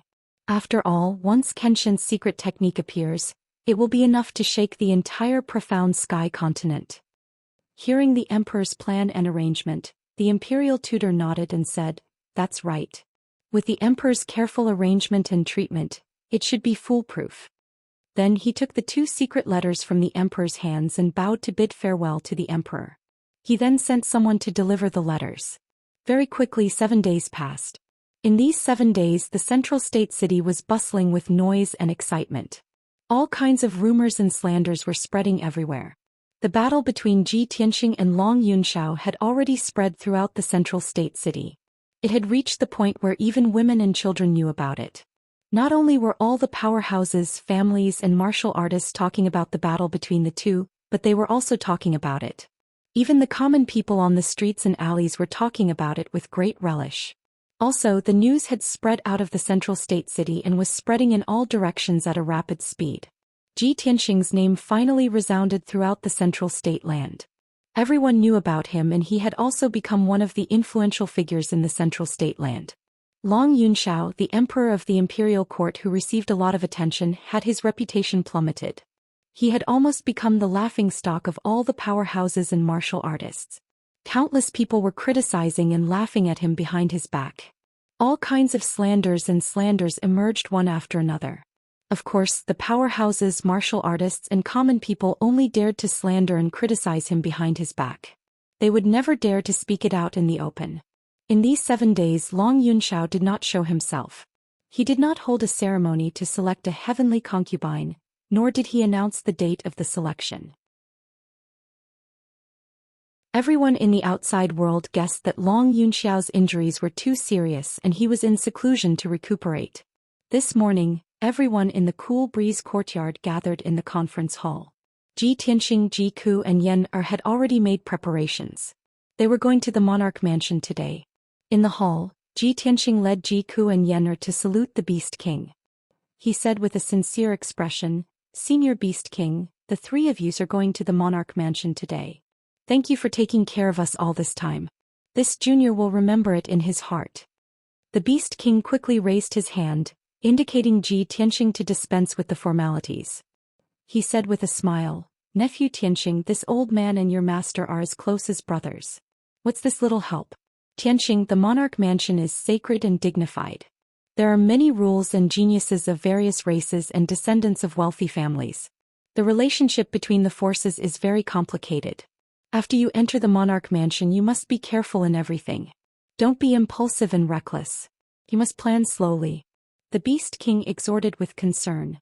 Ji Tianxing, Ji Ku, and Ji Ku listened attentively and remembered it in their hearts.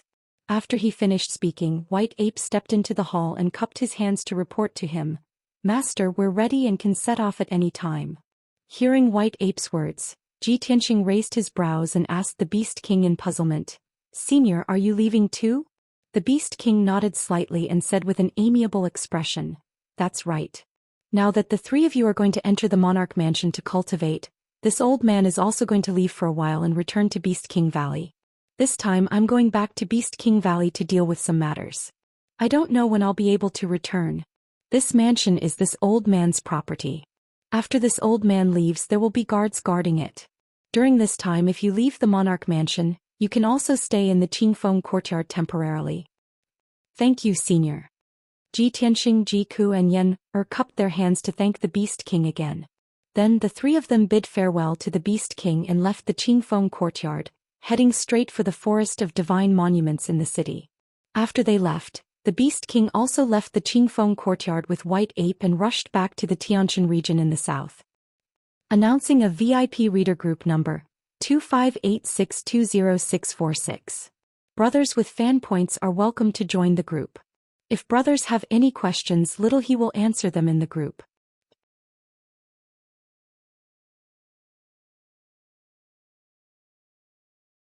Chapter 531. Half an hour later, Ji Tianxing brought Ji Ku and Yan Er to the Forest of Divine Steels. The 3 of them passed through the Forest of Divine Steels and walked along the black stone path to the end. They arrived at a majestic ancient door. Ji Tianxing looked up at the words, "Ancient Emperor," above the door and smiled.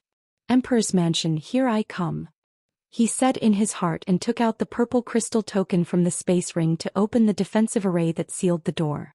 Swoosh! With a flash of colorful light, the colorful barrier opened to both sides and a white light door appeared. Ji Tianxing brought Ji Ku and Yan Er through the light door and entered the emperor's mansion. The next moment, the 3 of them appeared on a vast grassland. Ji Tianxing had been to the emperor's mansion before and was familiar with the scene in front of him. Ji Ku and Yan Er, on the other hand, looked around curiously. In this vast world, there were vast grasslands and majestic mountains, as well as vast forests and lakes and rivers. It was full of spiritual qi. Seeing this scene, the 2 of them revealed excited expressions and exclaimed in surprise, "This is the most mysterious emperor's mansion on the continent. I didn't expect that I could come here. What a beautiful place, isolated from the rest of the world." Ji Tianxing saw the 2 of them cheering and said with a smile, from now on we will live here. In the future, you will have time and opportunity to enjoy the beautiful scenery in the Emperor's mansion. But now let's go and report to Divine Master Heiyu and settle down first." After that he turned the Kenshin battle robe into a pair of golden wings and flew into the sky with Jiku. They flew toward the majestic mountains in the distance. Yennefer took off the fire jade bracelet from her wrist and released the wildfire white tiger from it. She rode the white tiger on the grassland and followed Ji Tianqing to the mountains in the distance. Not long after, the three of them entered the vast mountains and encountered a team of experts in black armor. These people were the guards of the imperial residence, responsible for patrolling and guarding the imperial residence. There were 10 guards in this group and all of them had the strength of the Yuan Dan stage. Moreover, they were riding on spirit birds. After the captain of the guards stopped Ji Tianqing, he asked about his identity and purpose before leading him to the Black Feather Palace. 2 hours later, the guard captain led Ji Tianqing and the other two up the cloud-shrouded Blackfeather Peak and arrived at the gate of Blackfeather Palace. According to the rules of the imperial residence, only Ji Tianqing could meet with divine teacher Blackfeather. Jiku and Yennefer had to wait outside. Ji Tianqing entered the spacious and bright hall alone. He saw the black-robed and black-haired divine master Heiyu meditating in the hall with his eyes closed. He walked to the center of the hall and stood still. He cupped his hands and bowed to divine teacher Blackfeather. Crown Prince Ji Tianqing greets divine teacher Blackfeather. Divine teacher Blackfeather opened his eyes and looked at him calmly. He nodded slightly and said, "Ji Tianqing, I have arranged everything for you. As the 56th Crown Prince, you can have a spirit vein and a cave residence. You can also arrange for no more than 200 followers and servants." Divine teacher Blackfeather's expression was calm as he explained his arrangements. Ji Tianqing then knew that the mountain range 400 miles to the southwest of the Blackfeather Palace had become his territory. It was named the Tianqing Mountain Range. A palace had been built on the mountain range. It was named the Tianqing Palace. It would be the cave residence where he would cultivate in the future. After that, Divine Teacher Blackfeather asked him for the purple crystal token. Divine Teacher Blackfeather added more than 10 formations and restrictions on the token before returning it to him. This purple crystal token had become the real Crown Prince's token. With the Crown Prince's token, Ji Tianqing could enter and leave the Crown Prince's estate. He could activate the various formations and restrictions of the Tianqing Mountain Range and Tianqing Palace. After Divine Teacher Blackfeather finished talking about the cave residence, he said with a stern expression, "Ji Tianqing, check your own cave residence in a bit, and then go to the Open Cloud Palace to see the Divine Teacher. You have been assigned to the Open Cloud Divine Teacher. From today onwards, the Open Cloud Divine Teacher will be responsible for teaching you martial cultivation." After he finished speaking, Ji Tianqing bowed respectfully and said, "Thank you, Divine Teacher Blackfeather. I understand." Afterwards he bowed to Divine Teacher Blackfeather and left the Blackfeather Palace. After leaving the Blackfeather Palace he brought Jiku and Yennefer with him. Under the guidance of the captain of the guards, he hurried to the Tianqing Mountain Range in the southwest. When the three of them arrived at the Tianqing Mountain Range and saw the situation in the mountain range, they were all rather excited.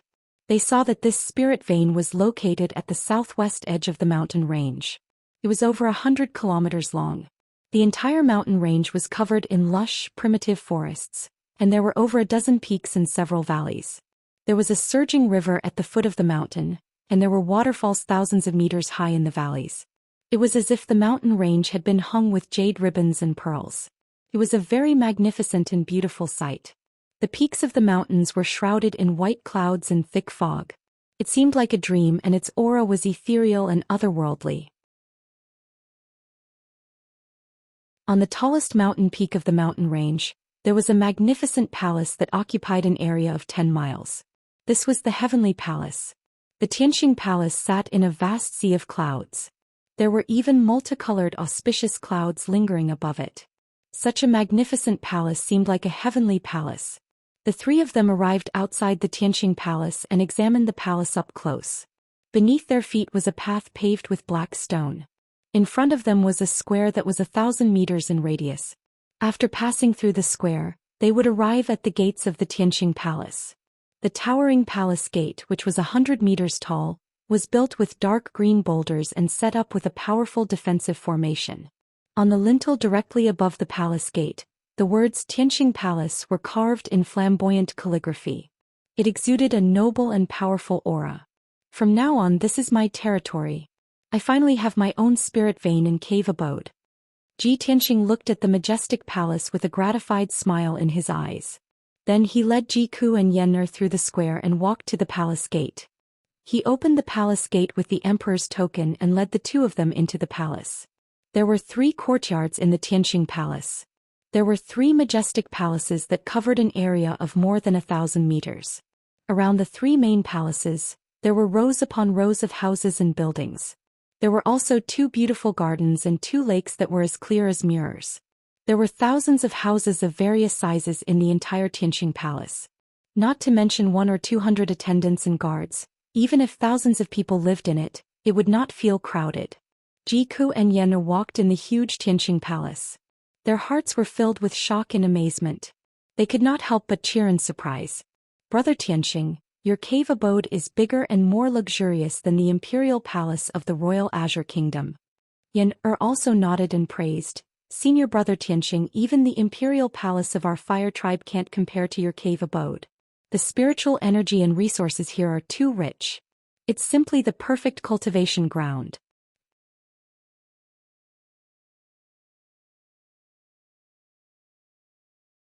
Chapter 532. Jiku and Yenner were extremely excited. They walked around Tianqing Palace looking around curiously. Tianqing had the two of them stay in Tianqing Palace to familiarize themselves with the palace's environment first. He left Tianqing Palace and followed the captain of the guards to Open Cloud Palace. On the way to Open Cloud Palace he thought to himself, I wonder what race that Open Cloud Divine Master is from and what he looks like. How many princes does he have under him? And how does he usually teach the princes how to cultivate? Tianqing was still very unfamiliar with the imperial residence, and did not understand the situation there. Before today he only knew of Divine Master Heyu. He had not even heard of the other 9 Divine Masters. He was naturally filled with curiosity and doubt about the Open Cloud Divine Master that he had yet to meet. 2 hours later, Tianqing arrived at Open Cloud Peak in the middle of the mountains under the captain's guidance. He landed outside Open Cloud Palace. The guard captain bowed to him and took his leave. Tianqing tidied up his clothes and long hair, and walked towards the gates of Open Cloud Palace alone. There were a few guards standing guard at the gates. After they stopped him, they asked him about his identity and his purpose for coming. He showed his imperial token and the guards let him pass, allowing him to enter Open Cloud Palace. He passed through the gates of the palace, followed the clean and tidy path, passed through the first courtyard and entered the majestic palace. As soon as he entered the main hall, he saw 4 noble and handsome princes standing in the main hall. These 4 princes were all extraordinarily handsome youths, but they came from different races. 2 of them were human youths and the other 2 were foreign youths. The 4 of them stood quietly in the main hall, deep in thought. They seemed to be listening to instructions. Tianqing's gaze passed over the 4 of them, and looked towards the seat of honor in the main hall. He saw a black-robed, dignified middle-aged human man sitting on a dark golden throne inlaid with jade.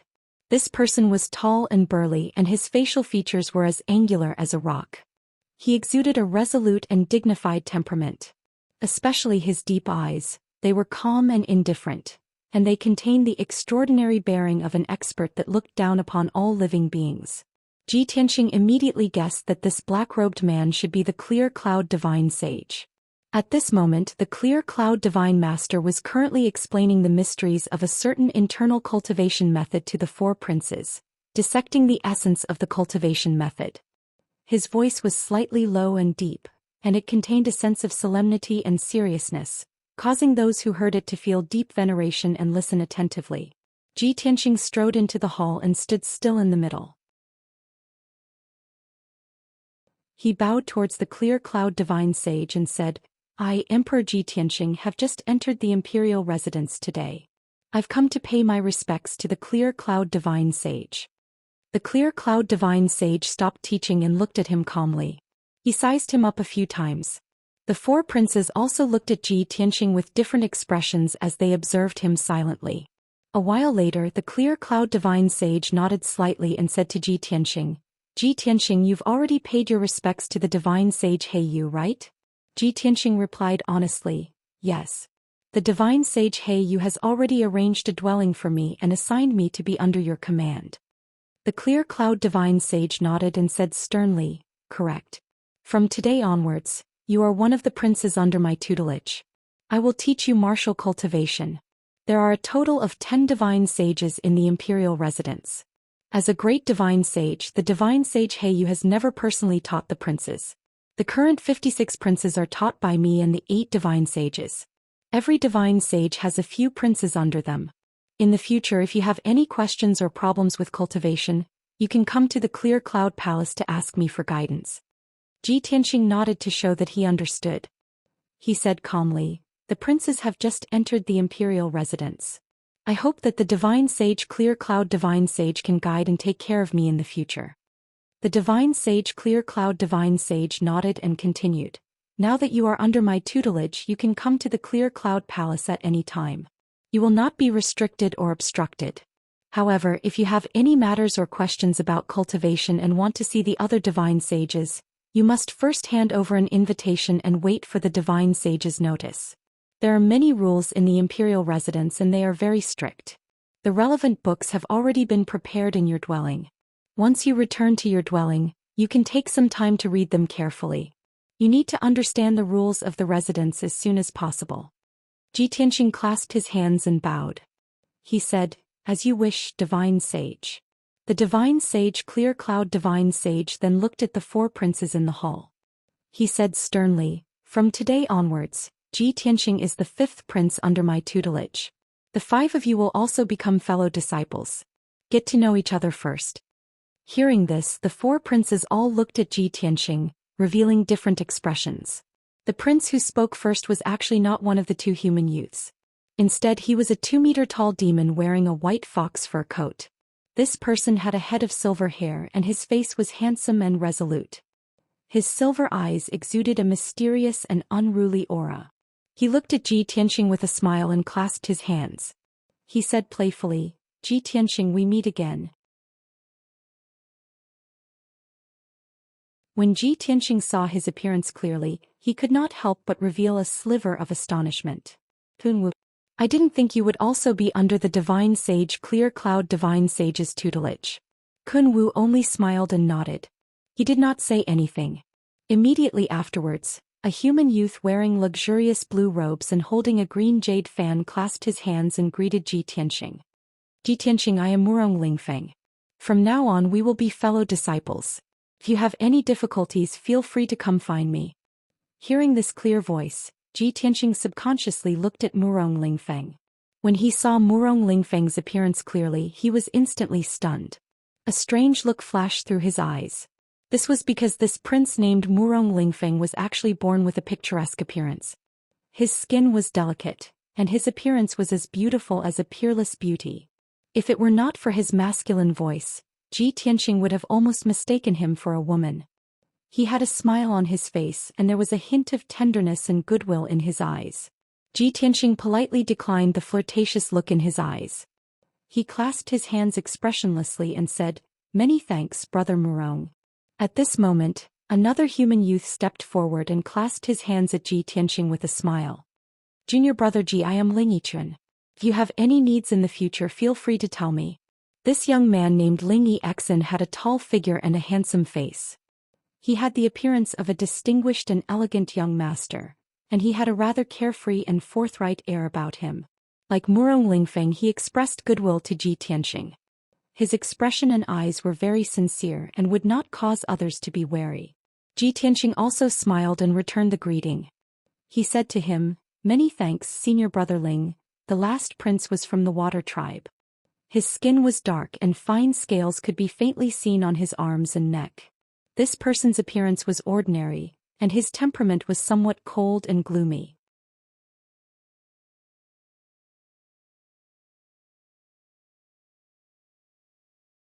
Chapter 533.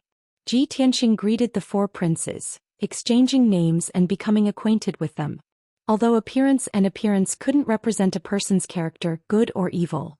But Ji Tianxing's first impression of these 4 people was different, and he already had a sense of propriety and calculation in his heart. After Ji Tianxing greeted the four people and exchanged some pleasantries, the clear cloud divine sage said, "Today's morning class ends here. You can all withdraw." Ji Tianxing and the four princes bowed and bid farewell to the clear cloud divine sage, then turned and walked out of Clear Cloud Palace. After leaving Clear Cloud Peak, Ji Tianxing flew into the sky, returning to Tianxing Palace. However, he had just flown 1,000 meters when Murong Lingfeng caught up and blocked his path. "Junior apprentice brother Ji, please wait." Murong Lingfeng flew in front of him, holding a green jade folding fan and cupping his hands in greeting. "Junior apprentice brother Ji, that day when you challenged Long Yunxiao on the monarch stage, I was also there to watch. At that time, the situation wasn't suitable, so I didn't congratulate you on the spot. Now I'll add a few words of congratulations to you, junior apprentice brother." Murong Lingfeng congratulated Ji Tianxing with a smile on his face. His words and actions were quite intimate. Of course, while he acted intimate on the surface, there was a hint of coldness and arrogance hidden in the depths of his eyes. Obviously, he didn't really take Ji Tianxing seriously. Ji Tianxing looked at him expressionlessly and cupped his hands in thanks, then turned to leave. Murong Lingfeng saw his cold reaction and couldn't help but frown. He stopped him again and said with a smile, "Junior apprentice brother Ji, I heard that you're not from the middle state and seem to have come from the 9 regions of the south? Now that you've just entered the monarch manor, you definitely don't have any attendants or maids by your side. Not only does this damage your status as a prince, it's also quite inconvenient for you to do things. It just so happens that I've recently recruited a group of capable guards, as well as a dozen or so young and beautiful maids. If junior apprentice brother Ji doesn't mind, I'll gift those guards and maids to you so you don't have to worry about these trivial matters." Murong Lingfeng's words were clearly meant to use actions to express goodwill and win over Ji Tianxing. As long as one wasn't an idiot, one would be able to understand his intention of roping them in. However, Ji Tianxing didn't seem to understand what he meant as he calmly cupped his hands and said, "I appreciate brother Murong's good intentions, but I have always liked peace and quiet, so I don't need a maid to serve me. If brother Murong doesn't have any other matters, then I'll take my leave."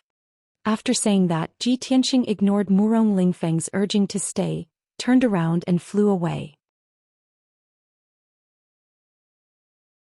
Murong Lingfeng watched as his figure disappeared into the sea of clouds. The smile on his face gradually disappeared, and his expression became somewhat gloomy. A lowly commoner from one of the 9 territories of the southern continent actually dares to refuse this young master's good intentions? You truly don't know how to appreciate favors. He cursed angrily before turning around and leaving. Murong Lingfeng was born in the Murong family and was the son of the first wife of the Murong family. How noble was his status! In his eyes, the southern continent's 9 territories were poor and desolate lands. Only the central state was a bustling place. People who walked out of the southern continent's 9 territories were lowly commoners. Furthermore, he was ranked 7th in the emperor manor. His strength and status were both very high. Many princes revered him. Who dared to refuse his roping in and getting close to him? Ji Tianxing actually didn't know what was good for him and didn't give him any face. This made him a little angry in his heart. However, Murong Lingfeng calmed down very quickly and suppressed the anger in his heart. The corners of his mouth curled into a cold smile as he thought to himself, Ji Tianxing defeated Long Yunxiao in front of everyone and even seriously injured Long Yunxiao. In these few days, everyone in the central state city was talking about Long Yunxiao. His reputation was damaged, and the prestige of the Son of Heaven also plummeted. With Long Yunxiao's arrogant personality, he definitely won't be able to swallow this anger. He will definitely fight Ji Tianxing to the death. Sooner or later he will find Ji Tianxing for revenge. Although Ji Tianxing has shocking talent and strength, he is a lowly commoner without any background or backing. It will be very difficult for him to gain a foothold in the central state. Even if this brat doesn't know how to appreciate favors and temporarily refuses to accept my invitation, I can't give up so easily. I must think of a way to win him over. If I can pull him under my command and use him to deal with Long Yunxiao, that would be the best. If I let him deal with Long Yunxiao, I can complete the Lord's plan and it won't implicate the Murong family. It's the best of both worlds. Furthermore, even if Ji Tianxing knows that I'm using him, he can't do anything about it and can only swallow his anger. How could a lowly commoner without any backing like him dare to make an enemy out of the Murong family? Thinking of this, the cold smile on Murong Lingfeng's lips became even wider and his eyes revealed a pleased look. 2 hours later, Ji Tianxing returned to Tianxing Palace. He entered the first courtyard's guest hall and sat down to chat with Ji Ku. At this time, Yan quickly walked into the hall and said to Ji Tianxing, "Senior brother Tianxing, Kun Wu has come to find you. He's waiting outside the door." "What's he doing here?" Ji Tianxing frowned and thought for a moment before saying, "Yan, bring him in." Yan responded and quickly turned around to leave the hall. Not long after, Yan brought Kun Wu back to the hall. Kun Wu walked in front of Ji Tianxing with a smile and cupped his hands in greeting. "Junior brother Ji, I trust you've been well since we last met." Ji Tianxing cupped his hands in return and extended his hand to make a please gesture, indicating that he should sit down and talk. "Kun Wu, what business do you have with me?" After Kun Wu sat down, he smiled and said, "This monarch has come to find you for 2 matters. The first is to congratulate you on passing the examination and successfully entering the monarch mansion." "Thank you." Ji Tianxing nodded and asked, "What's the second matter?" Kun Wu turned his head to look at Ji Ku and smiled. "In addition to congratulating you, this monarch also wants to see Ji Ku."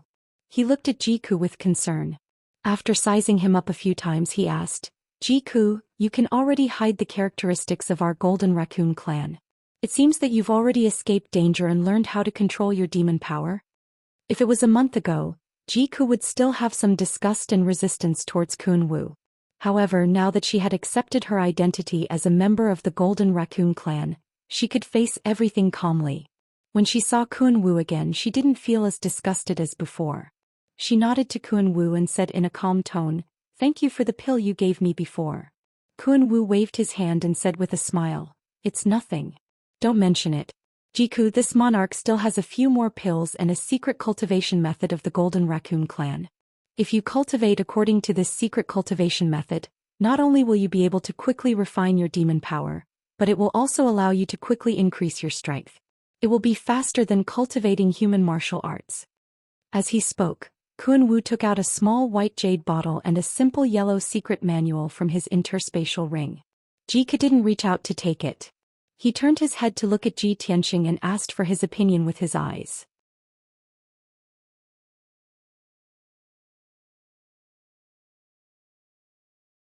Chapter 534.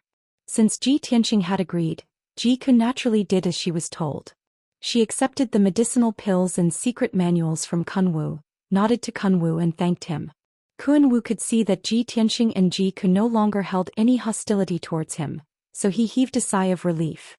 He said in a sincere tone, "Ji Tianxing, Ji Ku, if you encounter any difficulties in the monarch mansion, feel free to come to Kun Wu Palace to look for me. As long as it is within my power, I will definitely help you." Ji Tianxing and Ji Ku both smiled and expressed their gratitude to him. Kun Wu didn't say anything else and got up to bow and take his leave. "You've just entered the monarch mansion, so you must have a lot of things to do. It's inconvenient for me to disturb you, so I'll take my leave." Ji Tianxing got up to see him off and asked Yan to send him out of Tianxing Palace. Silence was restored in the hall as Ji Tianxing and Ji Ku sat down to talk. The two chatted for a while and were talking about the layout of Tianxing Palace and the 2 gardens. At this time, Yan walked into the hall again with a letter in her hand and came to Ji Tianxing. "Senior Martial Brother Tianxing, just as I sent Kun Wu away, a woman came to the outside of the palace and asked to see you. She claimed to be eldest senior martial sister's maid and specially sent a letter, asking me to personally hand it to you." "A letter from eldest senior martial sister?" Ji Tianxing raised his eyebrows slightly and muttered in confusion. "If she wanted to see me, she could have come directly to Tianxing Palace. Why would she send a maid to deliver a letter?" As he spoke, he reached out and took the letter from Yan. After opening the envelope, he took out the letter and carefully read it. The letter paper made of hibiscus was tough and delicate, and it contained a faint fragrance. The content of the letter was very little, only a line of beautiful words. "Tianxing, I'll be waiting for you by Yunqiu Lake. I have something to discuss with you." Ji Tianxing kept the letter in his spatial ring. Then he said to Ji Ku and Yan, "Eldest senior sister is looking for me. You two stay in the palace and don't leave. I'll be back soon." Jiku and Yen both nodded to show that they understood and gave him a few instructions. Ji Tianxing quickly left Tianxing Palace and flew into the sky. He flew towards Yunxiu Lake as fast as lightning. The elegant cloud lake was a clear and bright lake with a radius of 100 miles. It was located in the southeast of the mountains and was hidden by a few mountain ranges. Ji Tianxing didn't quite understand why Yunyao wanted to meet him there. However, he knew that Yunyao had her reasons for doing so. Half an hour later, Ji Tianxing flew above Yunxiu Lake and looked down at the situation below. He saw that Yunxiu Lake was surrounded by several towering mountain ranges, and the lake was covered with white clouds and thick fog. Looking down from the sky, it was impossible to see the lake's surface and the lakeside. The environment here was secluded and very few people came here. It was very secluded. Ji Tianxing landed on the lakeside and stood on a green grassland. He keenly looked around for Yunyao's figure. At this moment, a clear and melodious voice suddenly came from behind him. Tianxing, I'm here. Ji Tianxing quickly turned around and saw a beautiful woman in a white dress standing under a willow tree 100 steps behind him. It was Yunyao. Yunyao had been waiting for him under the willow tree. She didn't show up until he came. Ji Tianxing quickly walked to the willow tree and stood in front of Yunyao. He smiled and said, Yao Yao, I'm here. Yunyao nodded and said in a soft tone, Tianxing, long time no see. How are you doing? Were you injured when you fought with Long Yunxiao on the monarch stage that day? Ji Tianxing gently shook his head and said, I'm fine. I've made you worry. Yao Yao, why didn't you go to Tianxing Palace to find me? Instead you asked to meet me here? Yunyao calmly explained, Tianxing, the relationship between the major forces in the central state is a little complicated. It's hard to explain it clearly in a short time. Cloud Spirit Palace is now in a dangerous situation, and you and I are also at the heart of the struggle. That's why I didn't visit you before. Even if you entered the Monarch Palace, I couldn't go to Tianxing Palace to find you so as to avoid being discovered by people with ulterior motives. However, there are some things that can't be explained in a letter. I have to tell you in person, so I can only take the risk and ask to meet you here. Ji Tianxing nodded slightly and said calmly, Yao Yao, you don't have to explain anything. I understand that you have your own considerations and difficulties. It's good that you can understand. Yunyao's eyes revealed a touch of gratification. Then she said with a serious expression, Tianxing, now that you have entered the Monarch Palace, if you want to establish yourself in the central state city, you have to understand the power structure of the central state. In our human race, the strongest is the imperial court, followed by the 3 great families. These 3 ancient families, other than our Cloud Spirit Palace, there is also the Murong family and the Duanmu family. For many years, the 3 great families have been in a tripartite balance of power, fighting both openly and covertly. However, the 3 great families are independent of each other and have always maintained a balance. However, in recent years, there seems to be a mastermind behind the scenes who is plotting something, actually making the Murong and Duanmu families work together to deal with our Yun family. The Yun family is gradually declining, while the Murong and Duanmu families are becoming more and more arrogant and despotic, becoming more and more unrestrained. Hearing this, Ji Tianxing frowned and thought for a moment. Then he said with a serious expression, if there really is a mastermind behind the scenes controlling the 2 great families, then the mastermind behind the scenes must be terrifyingly powerful. A power that can make the 2 ancient families bow their heads. I'm afraid it's related to the imperial court, right? Yunyao looked at him with some surprise and nodded. Tianxing, I didn't expect you to understand so quickly. He guessed right. Mother and I have also analyzed that the mastermind behind the scenes is most likely a descendant of the imperial court. However, the imperial court has many descendants. Other than the emperor, there are also several princes, princesses, and kings. Before we have conclusive evidence, we can't determine who is the mastermind behind the scenes. Ji Tianxing frowned and said in a serious tone, this matter involves the imperial court's descendants. Your Yun family must be careful and not make the slightest mistake. Otherwise it will be a great disaster. That's right. Yunyao nodded and said with a serious expression, therefore the Yun family's current situation is worrying. Mother is also very worried about this matter. Tianxing, you have become famous in this battle. After becoming the emperor, you will definitely be targeted by the 2 great families. The Murong family's legitimate son Murong Lingfeng and the Duanmu family's Duanmu Yulong, both of them are in the Emperor Manor. Moreover, they have been in the Emperor Manor for many years and have already built a deep network of forces. You must be on guard against the people from the two great families. Don't have any contact with them. No matter how they behave, no matter how sincere they are to you, they must have other motives and schemes. Hearing Yun Yao's serious warning, Ji Tianxing came to a realization and nodded. So that's how it is.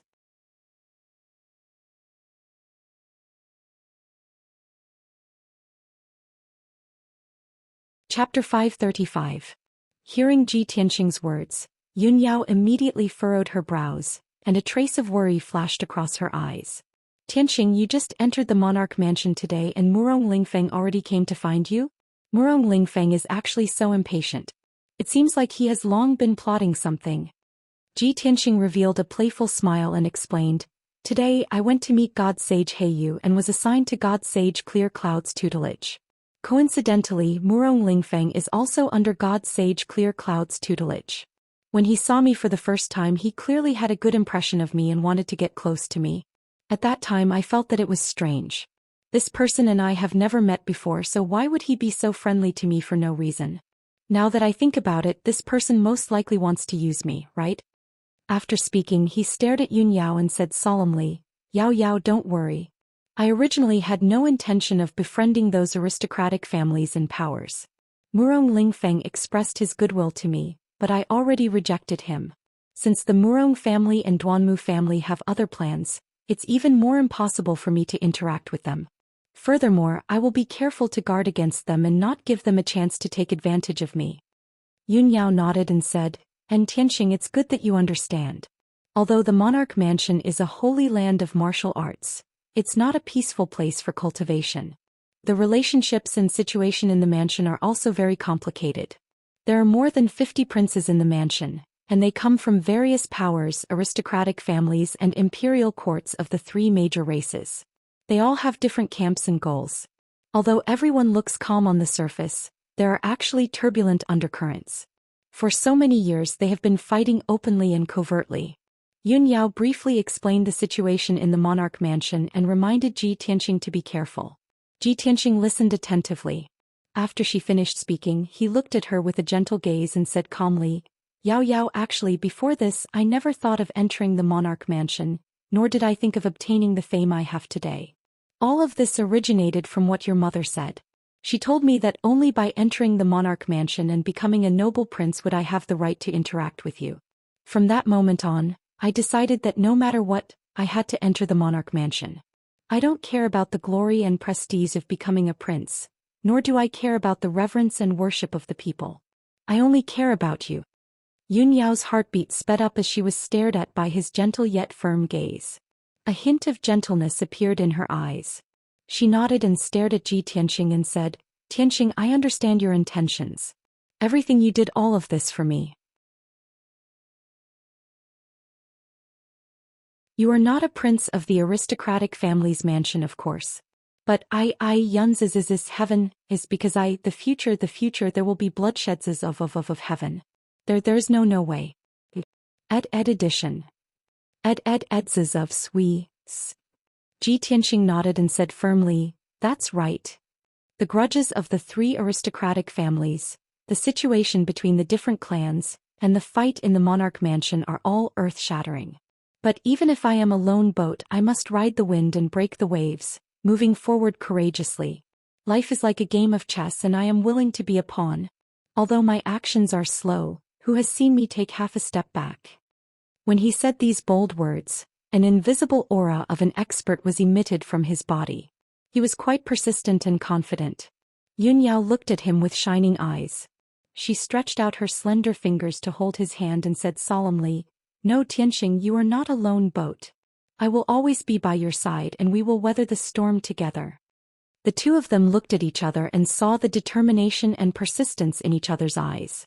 After a long time, Yun Yao let go of Ji Tianxing's hand and said in a low voice, Tianxing, we should go back. Ji Tianxing hesitated for a moment. Seeing that Yun Yao was about to leave, he said, Yao Yao, there is something I want to tell you. Yun Yao asked calmly, What is it? Ji Tianxing said in a low voice, Actually, Long Yunxiao is not a hateful person. He's not a bad person. Although he is cold and arrogant on the surface, I can see that he is sincerely good to you. In order to make you happy, he has made a lot of sacrifices in secret. Maybe you don't need to hate and be hostile to him. I think he is a good friend. Yunyao was startled for a moment, then nodded and said, "Yes, I know what you said. Long Yunxiao is not a hedonistic son of a rich family, nor is he a vicious and sinister person. He is many times more outstanding than the children of the aristocratic families. Moreover, he has inherited His Majesty the Emperor's demeanor and bearing. He is highly regarded by the Emperor." Speaking up to here, she paused for a moment and looked deeply at Ji Tianxing. Then she continued in a calm tone, "Actually, I don't really hate him. I just don't have any romantic feelings for him. Since I am destined not to be with him, I can't be pleasant to him and show him any good feelings. I can't give him hope and fantasy, lest he misunderstand and have some unnecessary misunderstandings, which will delay our time. That's why I deliberately avoided him and treated him coldly for so many years. I just want him to give up completely and cut off his thoughts so that he doesn't have to persist in his obsession. Maybe I am a little cruel, but in my opinion this is the best way. Being indecisive and giving others hope and fantasy, and then extinguishing it with your own hands. That is the cruelest way." After listening to Yunyao's words, Ji Tianxing understood her intention. He nodded and said, "So that's how it is. I hope Long Yunxiao can let go of his obsession as soon as possible. This should be a kind of release for him." "I hope so." Yunyao nodded and waved goodbye to Ji Tianxing. She took out the jade hairpin from her hair bun and turned it into a pair of wind and fire wings.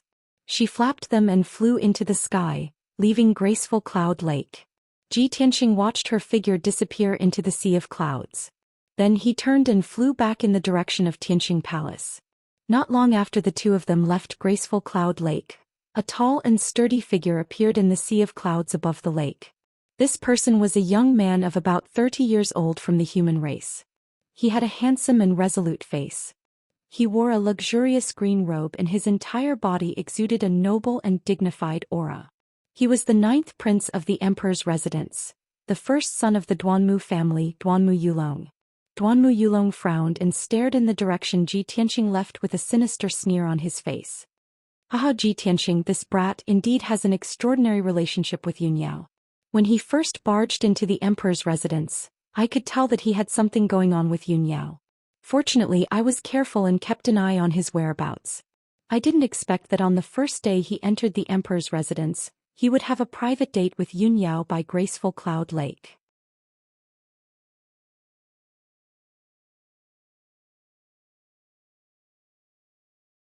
Chapter 536. Since the day Ji Tianxing challenged Long Yunxiao, Duanmu Yulong had been paying attention to Ji Tianxing. In the past few days he had already sent people to secretly monitor Ji Tianxing's every move. Moreover, when Ji Tianxing entered the monarch mansion, he personally monitored Ji Tianxing. His keen intuition told him that there must be some secret between Ji Tianxing and Yunyao. Now Duanmu Yulong had indeed found the scene of Ji Tianxing and Yunyao meeting in secret. He had a premonition that Ji Tianxing's appearance could bring about a favorable turn for their plan. Furthermore, Ji Tianxing might become the breakthrough point for them to deal with the Yun family and Long Yunxiao. Thinking of this, Duanmu Yulong sneered and turned around to enter the boundless sea of clouds, leaving graceful Cloud Lake. He flew across the sky as fast as lightning, heading straight for the exit of the monarch mansion. 2 hours later he quietly left the monarch mansion. Swish! With a flash of light, Duanmu Yulong appeared outside the majestic gate. He looked around and saw that there was no one in the divine steel forest, so he used a secret technique to quietly change his appearance. Although he only slightly adjusted the outline of his facial features, his appearance had undergone a subtle change, so no one would recognize him at a glance. He put on an ordinary black robe and quickly passed through the divine steel forest, rushing towards a certain place in Central State City. About half an hour later, Duanmu Yulong entered a quiet and cold palace. The palace was dimly lit and many experts and powerhouses were hiding in the dark. Duanmu Yulong walked all the way to the depths of the palace and arrived outside a dark secret room. 2 black-robed guards guarding the door silently stopped him and coldly stared at him. These 2 guards were actually heavenly origin stage powerhouses. Their auras were ice-cold and their bodies emitted a faint murderous aura. Duanmu Yulong was very clear about the rules. He quickly took out his identity token and handed it over to the black-robed guards for inspection. After the two guards verified his identity, they opened the array at the door of the secret room and respectfully reported to the inside of the secret room. Lord, Duanmu Yulong requests an audience. The gloomy secret chamber was silent. After a while, a strange voice that was neither male nor female sounded. Let him in. The black-robed guard bowed. After leaving the secret room he made a "please enter" gesture to Duanmu Yulong. Duanmu Yulong's whole body flashed with brilliance and the black robe disappeared. His facial features also changed slightly and quickly returned to normal. When he stepped into the secret room, he had already changed back to his original appearance. He was wearing a long green robe and had a handsome face. Inside the dimly lit secret chamber, there was a dense five-colored spirit qi. A burly man in a golden robe and a dark purple cloak was standing in the secret room with his back to him. The golden-robed man exuded a noble and dignified aura as he quietly stared at the array diagram on the wall, seemingly contemplating something. Duanmu Yulong quickly bowed and respectfully said, "Duanmu Yulong greets Lord." The Lord was still staring at the array diagram on the wall. Without turning his head he said in a low voice, "No need for formalities." Duanmu Yulong quickly straightened up and respectfully asked, "Lord, I wonder what you ordered me to come here?" The Lord leisurely said, "In recent days a boy named Ji Tianxing has become the new emperor and is about to enter the monarch mansion. Keep a close eye on this boy. If you can find a good opportunity, get rid of him as soon as possible to avoid future troubles." The Lord's voice was low and gentle, but it contained an unquestionable majesty. After Duanmu Yulong heard it, he immediately showed a surprised expression. He obviously did not expect that the Lord's order was to deal with Ji Tianxing. Why would a great figure with such a noble status like the exalted Lord pay attention to Ji Tianxing? Ji Tianxing is just a despicable person from the 9 southern regions. Even if he has become the emperor, he is still a rootless duckweed. He can't enter the Lord's eyes. Why would the Lord pay attention to him and ask me to find a chance to get rid of him? What is this boy Ji Tianxing's background? Does he have another identity or background? Duanmu Yulong was full of doubts and did not understand the Lord's order. But since the Lord had given the order, he naturally had to follow it. Moreover, since the Lord did not want to disclose the information, he did not dare to ask. "Lord, please rest assured. I will follow your order." Duanmu Yulong cupped his hands and respectfully said, "Lord, I have been secretly watching Ji Tianxing for the past few days. Today I found a clue. Today is the first day Ji Tianxing entered the monarch mansion. I saw him having a private rendezvous with Yun Yao. The two of them seemed to be close." The Lord did not seem to be surprised when he heard the news. His tone was still cold and deep. Ji Tianxing and Yun Yao are both disciples of the Sky Pillar sect. The two of them are fellow disciples of the same sect. It is normal for them to be close to each other. Duanmu, the situation in the monarch mansion is complicated. If you want to make a move on Ji Tianxing, I'm afraid it will be difficult to find a good opportunity. If you want to kill someone with a borrowed knife or kill someone without spilling blood, you might as well use your brain and use the relationship between Ji Tianxing and Yun Yao to make a fuss. Hearing the Lord's advice and reminder, Duanmu Yulong's eyes flashed and the corner of his mouth hooked up into a sinister sneer. He nodded and quickly cupped his hands and said, "Thank you for your advice, Lord. I know what to do. Moreover, I will complete the mission as soon as possible and will not disappoint the Lord." "And very good." The Lord nodded slightly, seemingly satisfied with his reaction and attitude. "If there is nothing else to report, you may leave." "As you wish." Duanmu Yulong bowed and said goodbye to the Lord. He then turned around and left the secret room. After Duanmu Yulong left, the secret room returned to darkness and silence. Only then did the Lord slowly turn around. His appearance was the same as usual. He was wearing a half-crystal mask on his face. His appearance and features could not be seen clearly. Only a pair of unique red phoenix eyes could be seen. "Humph, Ji Tianxing, I will let you live for a few more days. This Lord will soon send you to see the King of Hell. Anyone who hinders this Lord's footsteps will all die without a burial place." The great Lord murmured in a low voice as a cold light flashed in his eyes. At the same time, Duanmu Yulong left the mysterious palace. He changed into a black robe and changed his facial features. Then he quietly returned to the monarch mansion. On the way back, he was silently calculating in his heart. Although our Duanmu family is the same as the Murong family, we work hard for the Lord.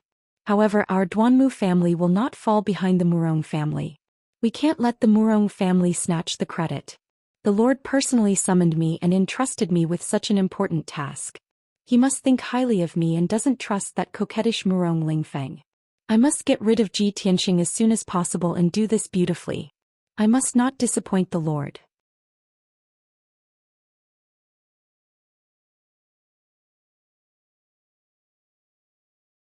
Chapter 537. 3 days passed by very quickly. Ji Tianxing, Ji Ku and Yan had already adapted and familiarized themselves with the environment of Tianxing Palace.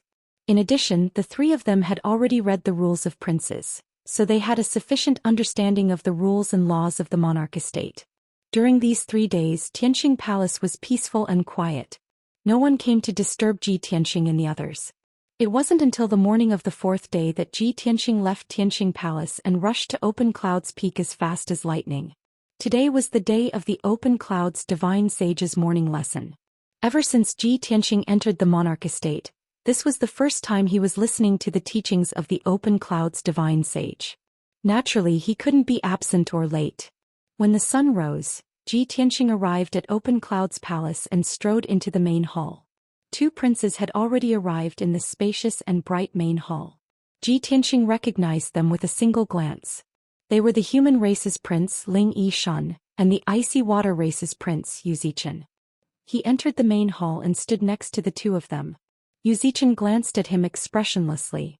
He had no intention of greeting him. On the other hand, Ling Yishan smiled slightly at him and nodded slightly in greeting. Ji Tianxing also nodded at Ling Yishan in response. Then he waited in silence. Before long, Kun Wu and Murong Lingfeng entered the main hall one after the other. Both of them were conceited and disdained to pay attention to Ling Yishan and Yu Zichen. However, both of them greeted Ji Tianxing, showing their closeness. Ji Tianxing had received Yun Yao's reminder and knew of Murong Lingfeng's identity and objective. Now, when he saw Murong Lingfeng's hypocritical attitude, he felt more and more that this person was hypocritical. He didn't want to pay attention to him. However, Murong Lingfeng didn't care about his cold attitude at all. He didn't feel awkward at all. Half an hour later, the black-robed Open Cloud's divine sage entered the main hall. He walked to the seat of honor and sat down.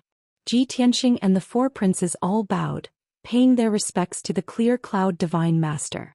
The Clear Cloud Divine Sage nodded slightly and said calmly, "Today, I will talk about the peak of martial arts and the legendary realms of martial arts. Being the Emperor's children in the future, you will be influential figures within the Xianxia land. You will even become the top elite warriors of the land. And the prerequisite to becoming a peak expert is to have foresight, to have a deeper understanding of the martial Dao realms and levels." Ji Tianxing had heard that the divine masters in the imperial residence would not teach specific cultivation methods and secret techniques. The god-tier masters would not interfere with the cultivation of the imperial princes. Only when the princes encountered difficulties in their cultivation and sought guidance from the god masters would the god masters be able to explain and guide them. Usually, the content taught by the divine masters were all different martial arts stories, ancient legends and secrets of the Xianxia land. After listening to a god-tier master's lecture, the princes would often be able to broaden their horizons and increase their knowledge. This point was different from ordinary sects, and was also the uniqueness of the imperial residence. Only within the imperial residence could one come into contact with more martial arts legends and ancient secrets. Only then could one have the opportunity to climb to the peak of martial arts and reach a higher realm. Ji Tianxing looked at the Clear Cloud Divine Master with a calm expression and listened seriously. The Clear Cloud Divine Master said with a serious expression, "Currently in the Xianxia land, those at the Tianyuan stage are considered elite warriors. Princes who reach the Tianyuan stage at such a young age are already influential figures. And the refined soul stage above the Tianyuan stage is a supreme elite warrior in the eyes of all. Just like me and the other divine masters in the eyes of ordinary people, we are the strongest warriors of the land. But in reality that is not the case. Ordinary martial artists are short-sighted and have shallow knowledge. Above the refined soul stage there are the primordial soul stage elite warriors. Primordial soul stage. Hearing this, Ji Tianqing was instantly interested. His heart was filled with curiosity and doubt. The clear cloud divine master explained in a low voice. As everyone knows, refined soul stage elites have surpassed the limits of their physical bodies and begun to cultivate their souls. Once they reach the refined soul stage they can cultivate their souls and strengthen their soul power. They possess all sorts of inconceivable abilities. What are abilities? They are abilities that are inconceivable in the eyes of ordinary people like those of gods. For example, they can tread on water and fire, fly in the sky and burrow into the ground, control wind, rain, thunder and lightning, move mountains, control blades and swords to kill from a distance, and so on. Furthermore, if the physical body of a refined soul stage elite is destroyed, as long as their soul does not die, they can reform a physical body and continue to live. Normally speaking, elites who reach the refined soul stage can live for 500 to 1,000 years. In the eyes of ordinary people they are like gods. Ji Tianqing had heard the burial of heaven talk about the refined soul stage before, but there were only a few sentences. He did not have a thorough understanding of it. Now that he heard the clear cloud divine master's explanation, he was enlightened and had a clearer understanding of the refined soul stage. At this moment the clear cloud divine master continued, and the primordial soul stage is an even stronger warrior above the refined soul stage. What is the primordial soul stage? The primordial soul stage refers to the primordial soul stage, while the primordial soul stage refers to the mind and soul. Only by fusing one's primordial soul stage with one's mind and soul can one form an extraordinary primordial soul. Primordial soul stage elites are life forms of a higher level. They have a lifespan of more than 1,000 years, and they have even more powerful abilities and abilities. For example, the legendary primordial soul stage and primordial soul stage Dharma idol. Elites at this level can leave their physical bodies and roam the world with their primordial soul stage Dharma idol. They can gather the power of heaven and earth from thousands of miles away, call the wind and summon the rain and change the world. After hearing the clear cloud divine master's explanation, Ji Tianqing learned about the existence of the primordial soul stage and how powerful it was. Anticipation and yearning grew in his heart. Seeing the prince's fascinated expressions, the clear cloud divine master continued. In the current Xianxia continent, there are only 2 or 3 known elites who have reached the primordial soul stage. However, do you think the primordial soul stage is the peak of martial arts? No. Above the primordial soul stage there are even higher levels. The 9th tribulation stage, the martial sage stage and the martial god stage. The so-called 9th tribulation stage is the shackles of heaven and earth. The test of the 9 heavens is the greatest test to become a supreme expert of martial arts. If you want to become a godlike elite, you have to withstand the bombardment and baptism of the heavenly tribulation divine lightning 9 times. Only by surviving can you reach the extraordinary martial sage realm. As for the martial god realm, it's a realm close to that of a god. At this moment Ling Yichuan suddenly asked, "Clear cloud divine master, I heard that 1,000 years ago, the strongest human was called Kenshin. I wonder if that senior Kenshin was the legendary martial god realm? How did an elite like Kenshin die? To be able to defeat and kill the sword god, what realm has his strength reached?" Upon hearing Ling Yichuan's question, the princess stared intently at the clear cloud divine master, waiting for his answer. After all, the princes had all heard of Kenshin's name and knew some of the legends of Kenshin.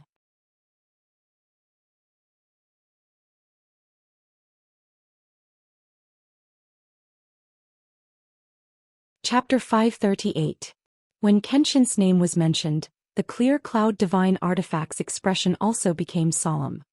He looked at Ling Yichen with a dignified gaze and said in a heavy voice, "Kenshin was the most powerful person of the human race 1,000 years ago, and our residence has already been established for almost 10,000 years, continuing from the ancient times until now. I'm afraid that in the entire continent, only our monarch's residence understands Kenshin's legendary deeds the best. However, Kenshin's life story is our residence's greatest secret, and we cannot reveal too much. I can only tell you with certainty that Kenshin is a powerhouse that has surpassed the martial god realm. The strength of a godlike powerhouse isn't something you or I can imagine. Moreover, powerhouses at that level won't truly die. Ling Yichen immediately frowned, revealing a face full of doubt. He instinctively asked, "If I may ask, Clear Cloud Divine Artifact, do you mean that Kenshin hasn't died?" Kun Wu, Murong Lingfeng, and Yu Zichen also looked at the Clear Cloud Divine Artifact expectantly. Clearly they were very concerned about this question. Only Ji Tianqing remained expressionless, but he vaguely understood the Clear Cloud Divine Artifact's meaning. However, the Clear Cloud Divine Artifact ignored the prince's gazes filled with curiosity and didn't answer Ling Yichen's question. "With your current strength, it's still unknown whether or not you can reach the soul-refining realm. Isn't it a bit too ambitious to explore the realm above the martial god realm right now? It's not just you. Even I and the few nascent soul powerhouses on the continent can't reach Kenshin's realm. This is because there are still no supreme martial arts in this world that can allow someone to reach the realm above the martial god realm." Hearing the Clear Cloud Divine Artifact's words, the gazes of Kun Wu, Ling Yichen, and the others all dimmed, revealing deep disappointment. Ling Yichen pondered for a moment, then asked, "Clear Cloud Divine Artifact, could it be that you can't even learn Kenshin's supreme martial arts?" The Clear Cloud Divine Artifact frowned and looked at him with a dignified gaze. He thought to himself, "Why does this Ling Yichen have so many questions today? How strange." However, his expression did not change as he said in a deep voice, "Ling Yichuan, ever since Kenshin's fall, no one in this world has obtained Kenshin's ultimate art, nor has anyone cultivated it. I can't answer your question." "Thank you, Divine Master." Ling Yichen bowed respectfully and did not ask any more questions. Ji Tianqing remained silent as usual and his expression did not change much. In reality, after listening to the Clear Cloud Divine Artifact's explanation, waves of shock surged in his heart. He was filled with shock and excitement. Only now did he truly understand how powerful the Kenshin was and how high their status was. To think that there are martial saints and martial gods in this world. In fact, Kenshin has even reached the realm above martial god. Other than Kenshin, no one else in the world could reach such a level. The fact that I was able to obtain Kenshin's tomb and cultivate Kenshin's secret arts is truly a once-in-a-lifetime opportunity and a great fortune. This is even more so the greatest gift and care that the heavens have given me. I will definitely cultivate Kenshin's secret arts even more diligently. I hope that I can be like Kenshin in my lifetime and reach the realm above martial god, exploring the limits of martial arts. Ji Tianqing's heart surged with emotion and he secretly made up his mind.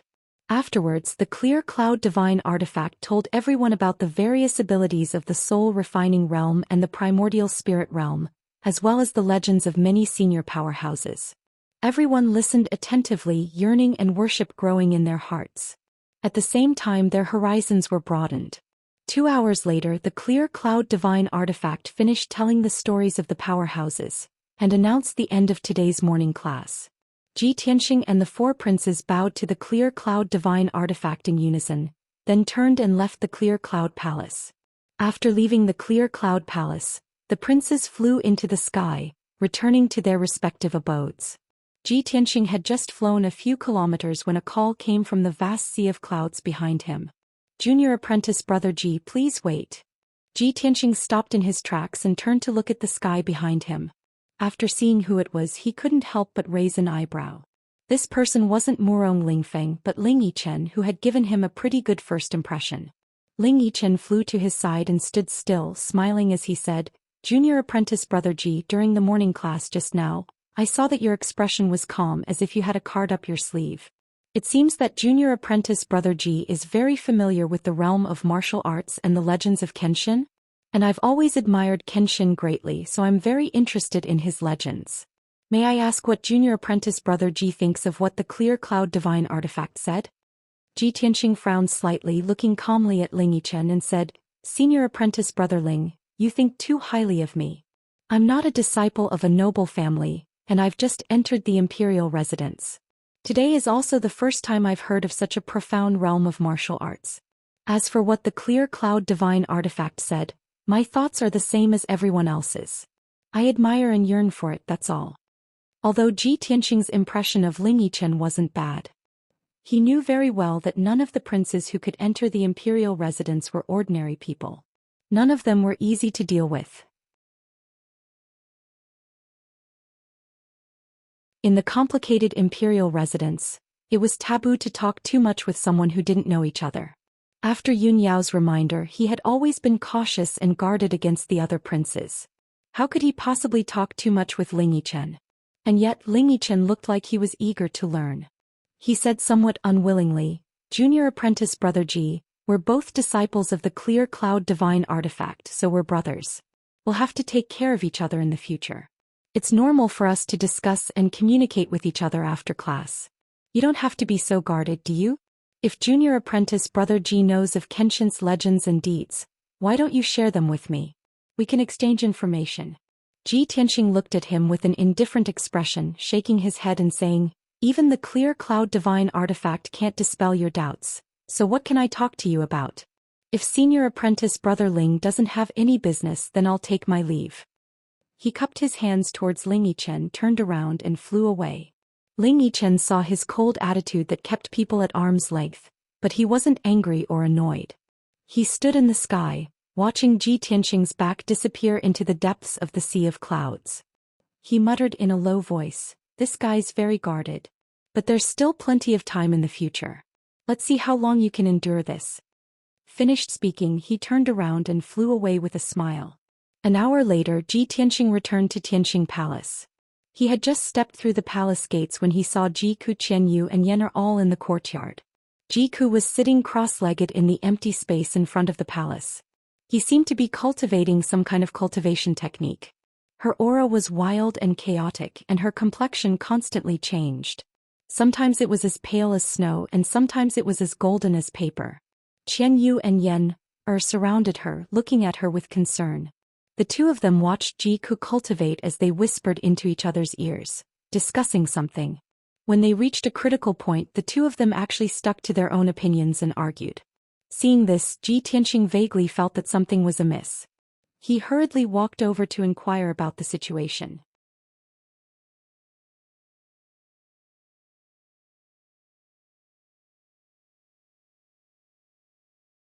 Chapter 539. Seeing that Ji Tianxing had returned, Yen'er and Qianyu immediately stopped arguing.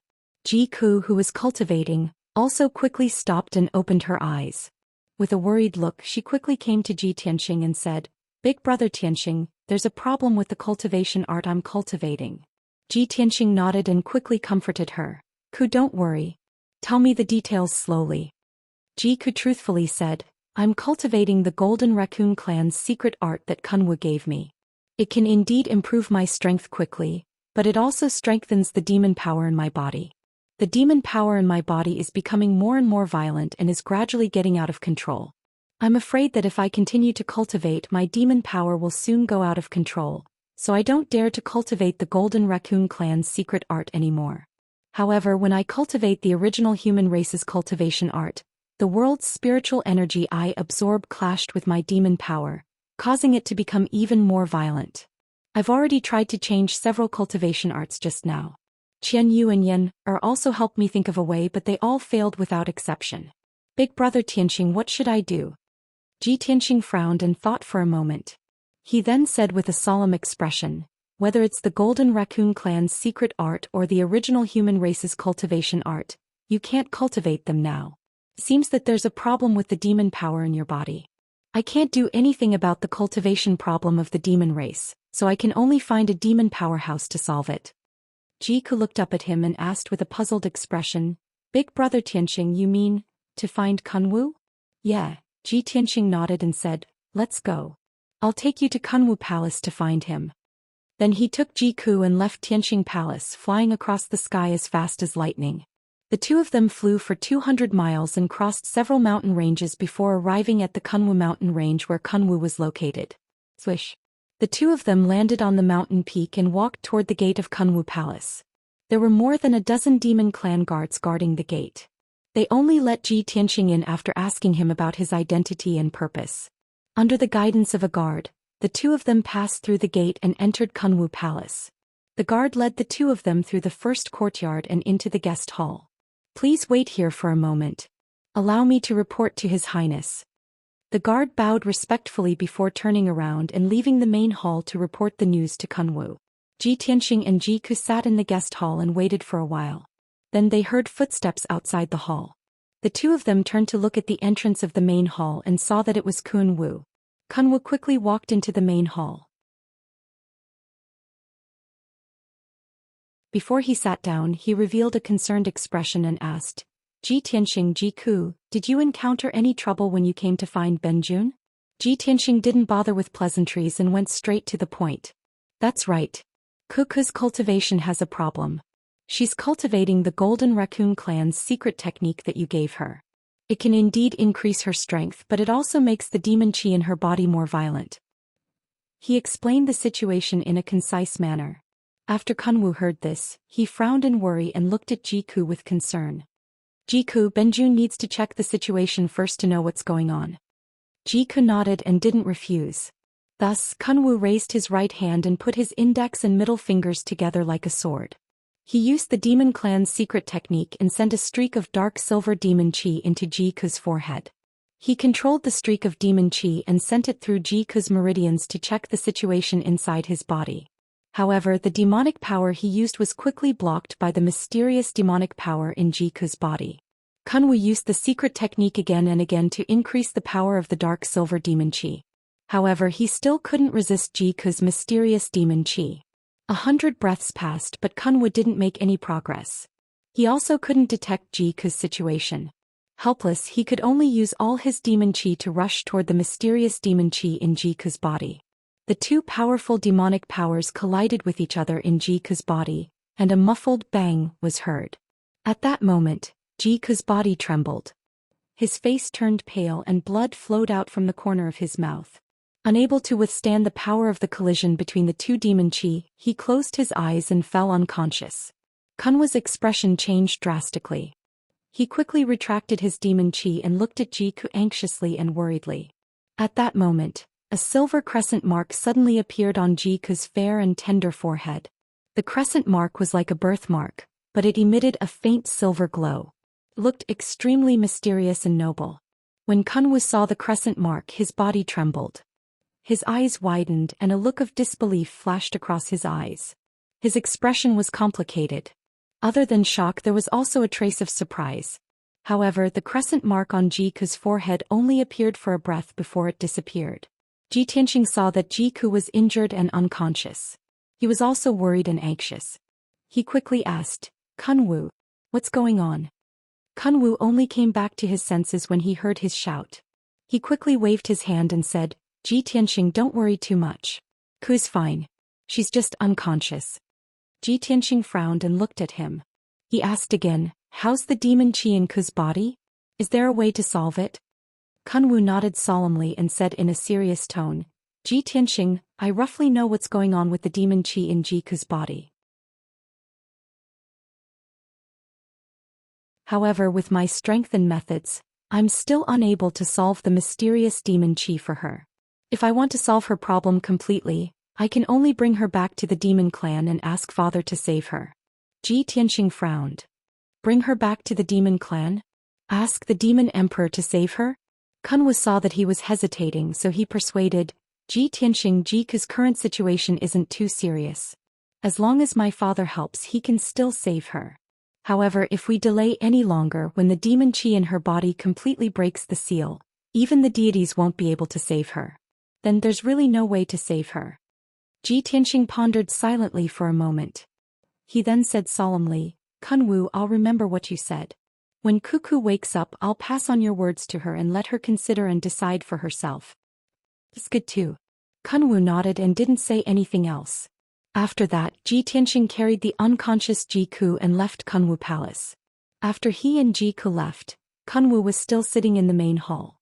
His eyes were fixed on the sky outside the hall. Kunwu's expression was somewhat complicated. After pondering for a long time, he muttered to himself, Little sister, is it really you? Are you back? No one could answer his question. For the time being, he couldn't confirm the doubts in his heart.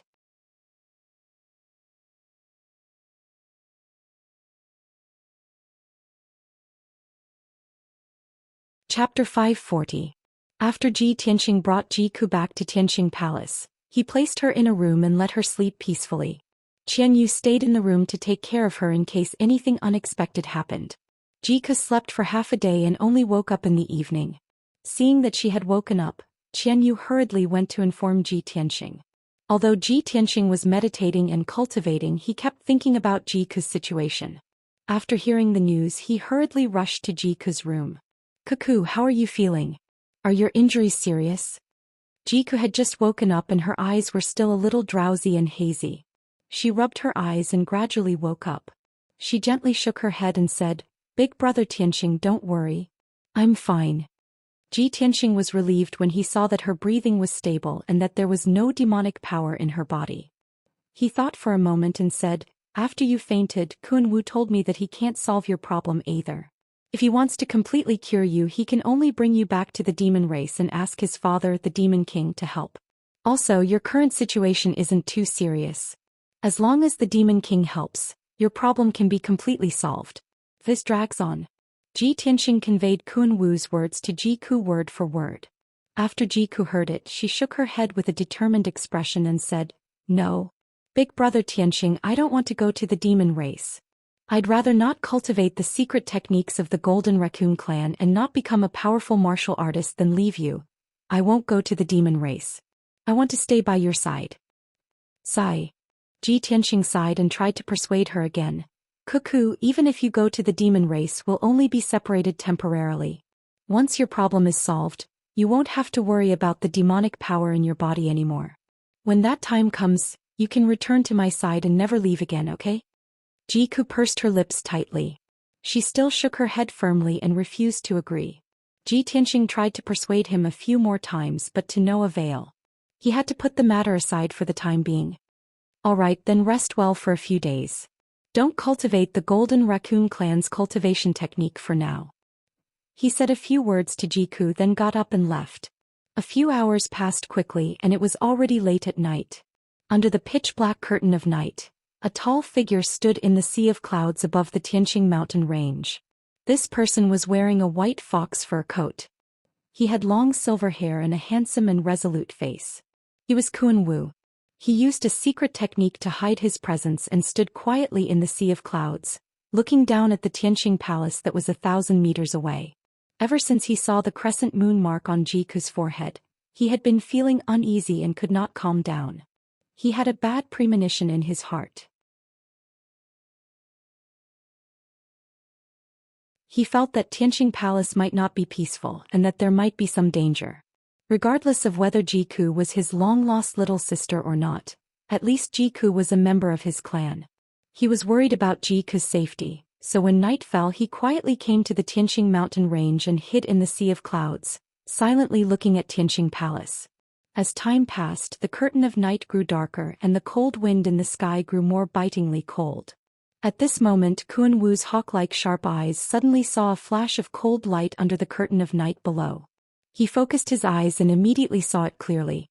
It was a vigorous black silhouette, holding a cold and frightening treasured sword in his hand. He was rushing through the forest as fast as lightning towards the heavenly palace.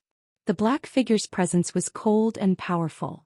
He moved as fast as a flash of light and was silent. He was clearly a heavenly origin expert.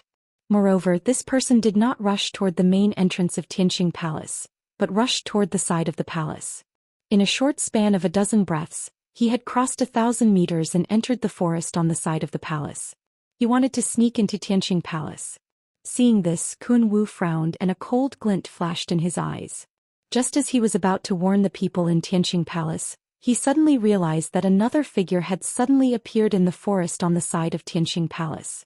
It was also a heavenly origin expert dressed in black and wearing a mask. He was flying in the night sky with a pair of wings formed by his true essence. He waved the sword in his hand and slashed out a 5-colored light blade. Swoosh! The 5-colored sword light formed by his true essence was more than 10 meters long. It cut through the night sky as fast as lightning and slashed into the dark forest. With a muffled bang, the black figure that had sneaked into the forest was forced into the sky by the sword light. The two black figures confronted each other in the night sky above the forest. They did not need to speak and immediately began to fight with their swords. Swoosh, swoosh, swoosh. The two silently waved their swords and continued to display their unique sword skills. They began to fight in the night sky. Endless streams of sword light lit up the nearby night sky. The sharp sword chi and the fragments of light that burst out tore apart the dense forest around them, causing dust and wood chips to fly up into the air. However, the two black figures deliberately suppressed their sword skills, as if they did not dare to make too much noise to avoid alerting the people in Xianxia Palace. The two sides fought for a few moves, but no one was able to gain the upper hand. The two saw that their opponent's strength was not ordinary, so they stopped fighting at the same time and quietly retreated. Kuan Wu stood in the sea of clouds and stared at the two black figures leaving. A playful smile appeared on his face. Interesting. Ji Tianxing has only been in the monarch mansion for a few days, and he has already been targeted. Looking at the posture of the two men in black, one wants to sneak into Xianxia Palace to assassinate, while the other hides outside Xianxia Palace, secretly protecting and guarding. The two guys are acting secretly and don't want to be discovered by Ji Tianxing. Aha, it seems that Ji Tianxing's identity and background are not as simple as they seem. If he is just a commoner from the 9 regions of the southern land, how could he cause such a disturbance? Kuan Wu thought to himself and became more and more curious about Ji Tianxing's identity and background. In Xianxia Palace, in the second tallest and loftiest palace. In a room on the top floor of the palace, it was quiet and dark. Ji Tianxing was standing by the window, looking indifferently at the night sky not far away. There was a trace of cold killing intent in his eyes. Immerse stood beside him and also stared at the night sky outside the window. Just now, the scene of the two men in black fighting in the night sky had already fallen into their eyes. Immerse frowned and shouted angrily in a low voice, "I thought that the monarch mansion was the holy land of martial arts. I didn't expect that this place is also not a good place. We just entered the monarch mansion for a few days and someone can't wait to make a move on us." Ji Tianxing said calmly, "That man in black of unknown origin has been secretly spying on Xianxia Palace for several nights. I expect that after he finds out the situation of Xianxia Palace, he will definitely be unable to hold back his killing intent and find a chance to sneak into the palace to assassinate us. I have already set up the Tianyuan array in the courtyard, waiting for that man in black to walk into the trap and see who he is."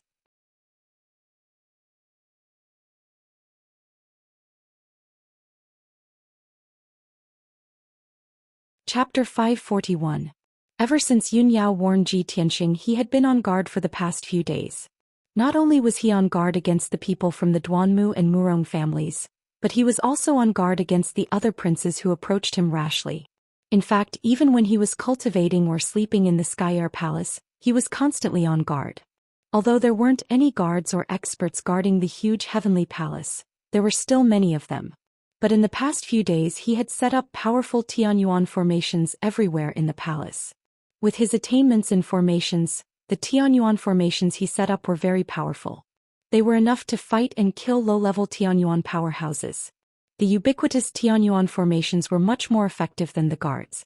Of course, Immerse knew about Ji Tianxing's plan and the deployment he had made over the past few days. He frowned and thought for a moment. Then he whispered to Ji Tianxing, "Senior brother Tianxing, you've been planning for a few days and made sufficient preparations. It's a pity that the black-clothed assassin didn't manage to sneak in and was stopped by another black-clothed man. However, the second black-clothed man who appeared was lurking outside Xianxia Palace. He seemed to be protecting us and helping us block the assassin. I wonder who that person is. Or who sent him here." Ji Tianxing also looked puzzled. He nodded slightly and said, "That's right. We have to investigate the identity of the second black-clothed man as soon as possible. We don't have any other friends in the Emperor Palace other than Senior Sister, who would secretly protect us." Immerse pursed his lips and thought for a moment. Then he whispered, "Senior brother, the only answer I can think of is Senior Sister. I don't think anyone else would send anyone to protect us other than her, right?" Ji Tianxing pondered for a moment. Then he shook his head and said, "Not necessarily. If Senior Sister wanted to help us, she could have just told us. Why would she send someone to protect us secretly? Besides, the second black-clothed man was a Tianyuan powerhouse. How could Senior Sister mobilize a Tianyuan powerhouse to protect us? She only has one Sky Origin stage cultivator by her side, and he is the leader of the guards arranged by the Cloud Spirit Palace. He only listens to the Cloud Spirit Palace." Yun Yao had always been in the Sky Pillar sect, so she didn't have any trusted aides or guards by her side. Even if she wanted to mobilize Sky Origin Stage experts from Cloud Spirit Palace to secretly protect Tianqing Palace, the Yun family might not agree. Sky Origin Stage cultivators were not cabbages. Even in the ancient clans they were the mainstays. How could they be ordered around? Yen'er listened to Ji Tianqing's explanation and immediately understood the key point. However, this made him even more confused. Senior brother Tianqing, if it wasn't eldest senior sister's men, then who could it be? Ji Tianqing frowned and shook his head, saying in a deep voice, I can't think of anyone who would secretly help us. Now that we are in the open, those who want to deal with us and those who want to help us are all in the dark. The water in the imperial residence is getting muddier and muddier. We have to investigate it as soon as possible so that we can seize the opportunity. Yes. Yen'er nodded with a firm expression, full of confidence in him. Ji Tianqing patted his shoulder and said in a deep voice, that black-clothed assassin was stopped. He won't take the bait again tonight. Yen'er, go back and rest. After that, the two left the room and returned to their respective residences.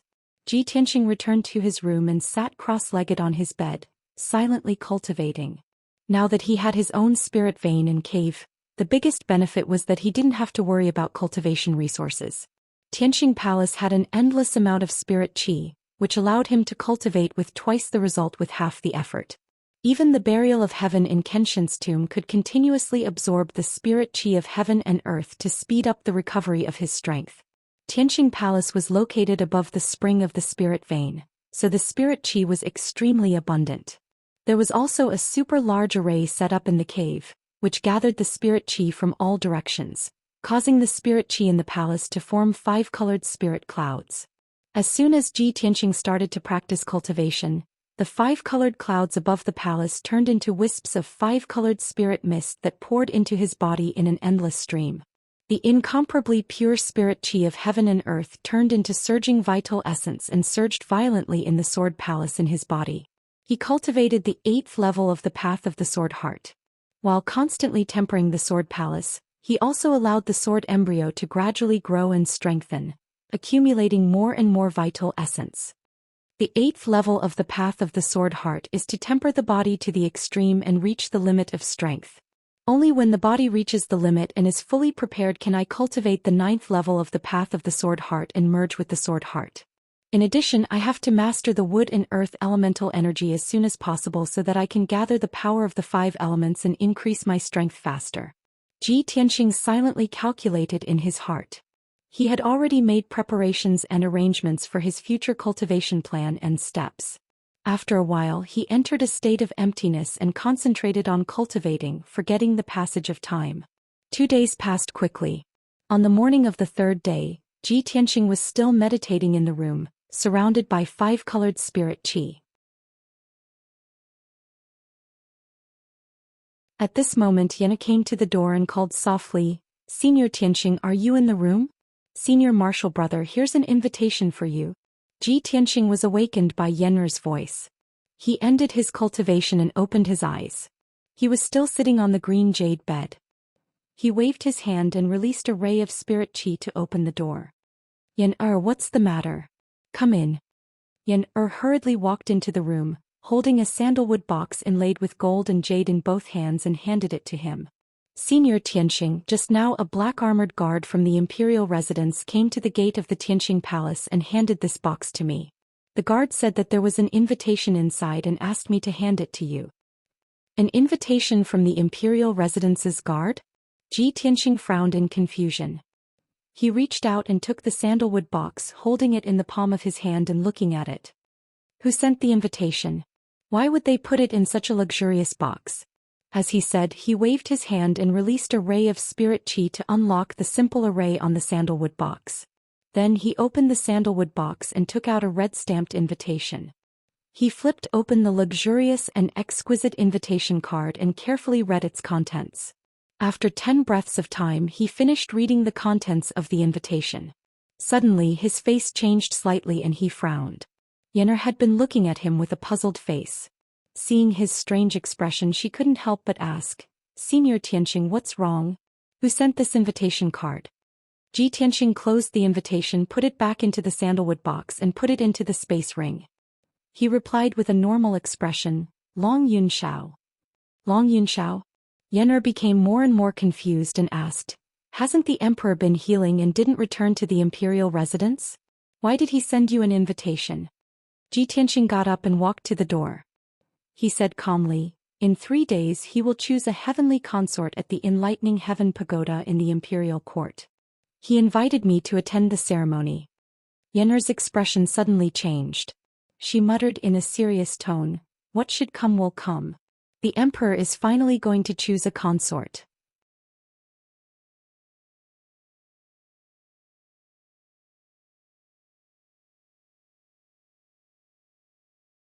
Chapter 542. It had been half a month since the battle between Ji Tianxing and Long Yunxiao at the imperial stage. During this time Long Yunxiao had not returned to the imperial palace, nor had he appeared in public.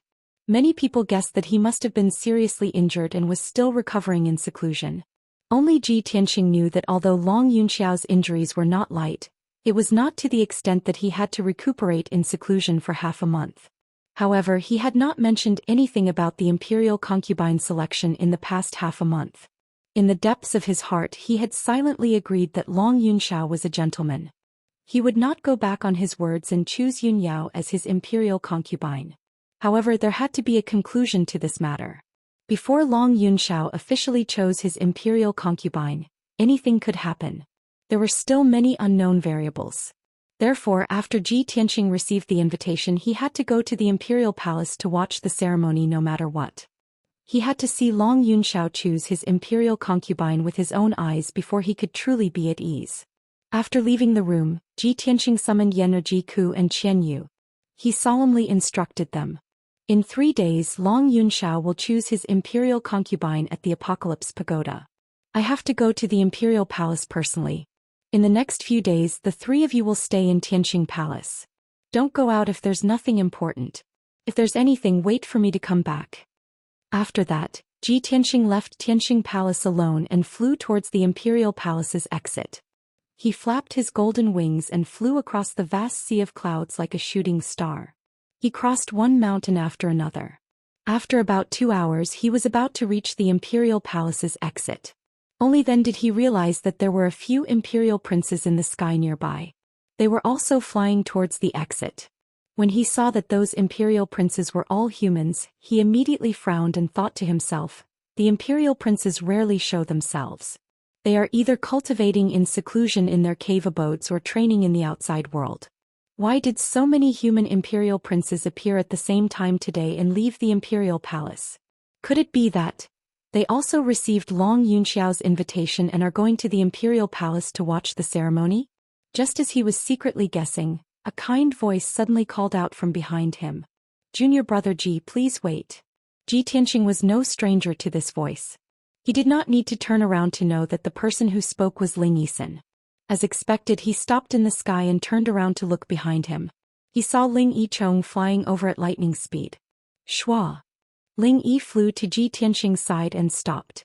With a face full of smiles, he cupped his hands in greeting. Junior brother Ji, where are you going?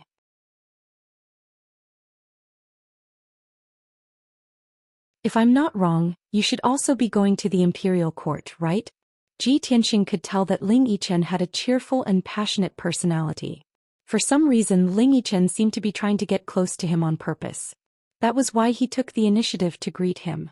Fortunately, when Ling Yi was trying to worm his way into being friends with him, his expression revealed some sincerity, unlike Murong Lingfeng's hypocrisy. Therefore Ji Tianxing nodded and said, that's right, I'm going to the imperial court to observe the ceremony. Why, is senior brother Ling also going to the imperial court? Ling Yicheng immediately smiled. He took out a sandalwood box from his spatial ring and said, oh, what a coincidence. The emperor also sent me an invitation, inviting me to observe the ceremony. Yes, if I'm not wrong, the emperor might have sent invitations to the dozen or so princes of the human race. As he spoke, he pointed at the princes in the sky not far away.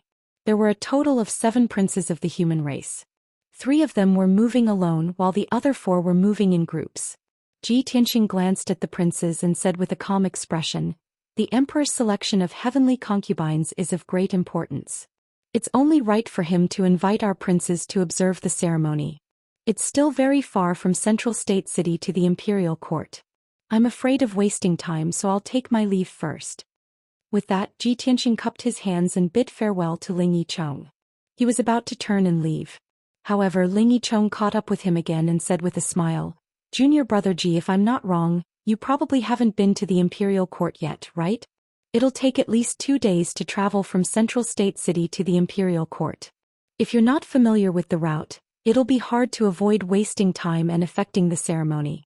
Since we're brothers and we're going to the imperial court to observe the ceremony together, why don't we travel together? I'll lead the way for you." Ji Tianxing saw how enthusiastic he was and subconsciously wanted to reject him. However, he suddenly thought of something and swallowed his rejection. He nodded and said, "That's good too. Then I'll have to trouble you, senior brother Ling." Ling Yicheng was a little surprised to see Ji Tianxing agree so readily. This guy? He was cold to me before and seemed to be on guard against me. Why did he agree so readily today? Although Ling Yicheng was puzzled, he didn't show it on his face and didn't show any abnormalities. Junior brother Ji is too polite. We brothers should take care of each other. He smiled and said politely. Ji Tianxing only nodded and didn't say anything else. After that, the two of them traveled together and rushed to the exit of the imperial residence. They then left the imperial residence together. Swoosh. With a flash of light, Ji Tianxing and Ling Yicheng's figures appeared in the divine steel forest at the same time. Ji Tianxing was about to fly up into the sky, but Ling Yicheng pulled him back and said seriously, "Junior brother Ji, for safety's sake, it's better for us to change our appearance before we travel. I'm not famous in the first place, so I'm not afraid of others seeing through my identity. However, junior brother Ji, you're now an influential figure in Central State City. Who knows how many people are paying attention to you? It's better for you to be more cautious." Ji Tianxing was stunned for a moment before he smiled and nodded. "Senior brother Ling is still the most considerate. Then we'll do as you say to avoid some unnecessary trouble." Thus, he used a meticulous technique to control the muscles and nerves on his face, slightly changing the outline and appearance of his facial features. Although on the surface his appearance didn't seem to have changed much. However, his facial features and appearance had changed. Even if Yen'er and Jiku saw him, it would be hard for them to recognize him at first glance. After changing his appearance, Ji Tianxing's body flashed with a golden light. The white robe he wore disappeared into thin air and turned into a long sapphire blue robe. In this way he changed from a handsome and mighty heaven's prime expert, a noble imperial prince, to an ordinary noble young master in the mortal world. After changing his appearance, he looked at Ling Yicheng beside him and found that Ling Yicheng had also changed his appearance. He was dressed as a rich young master like him. The two of them looked at each other and smiled. Then they passed through the divine steel forest like a gust of wind and rushed towards the southern city gate of Central State City. Not long after the two of them left, several human imperial princes came out of the imperial residence one after another. However, these princes swaggered into the sky and flew towards the south at lightning speed.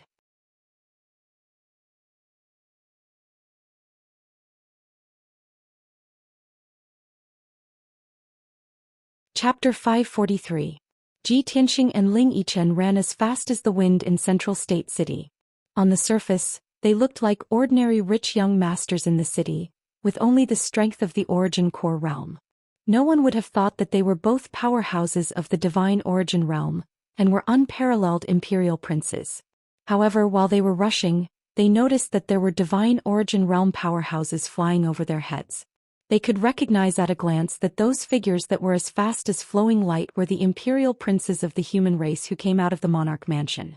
Many commoners and martial practitioners in the city were alarmed by those imperial princes.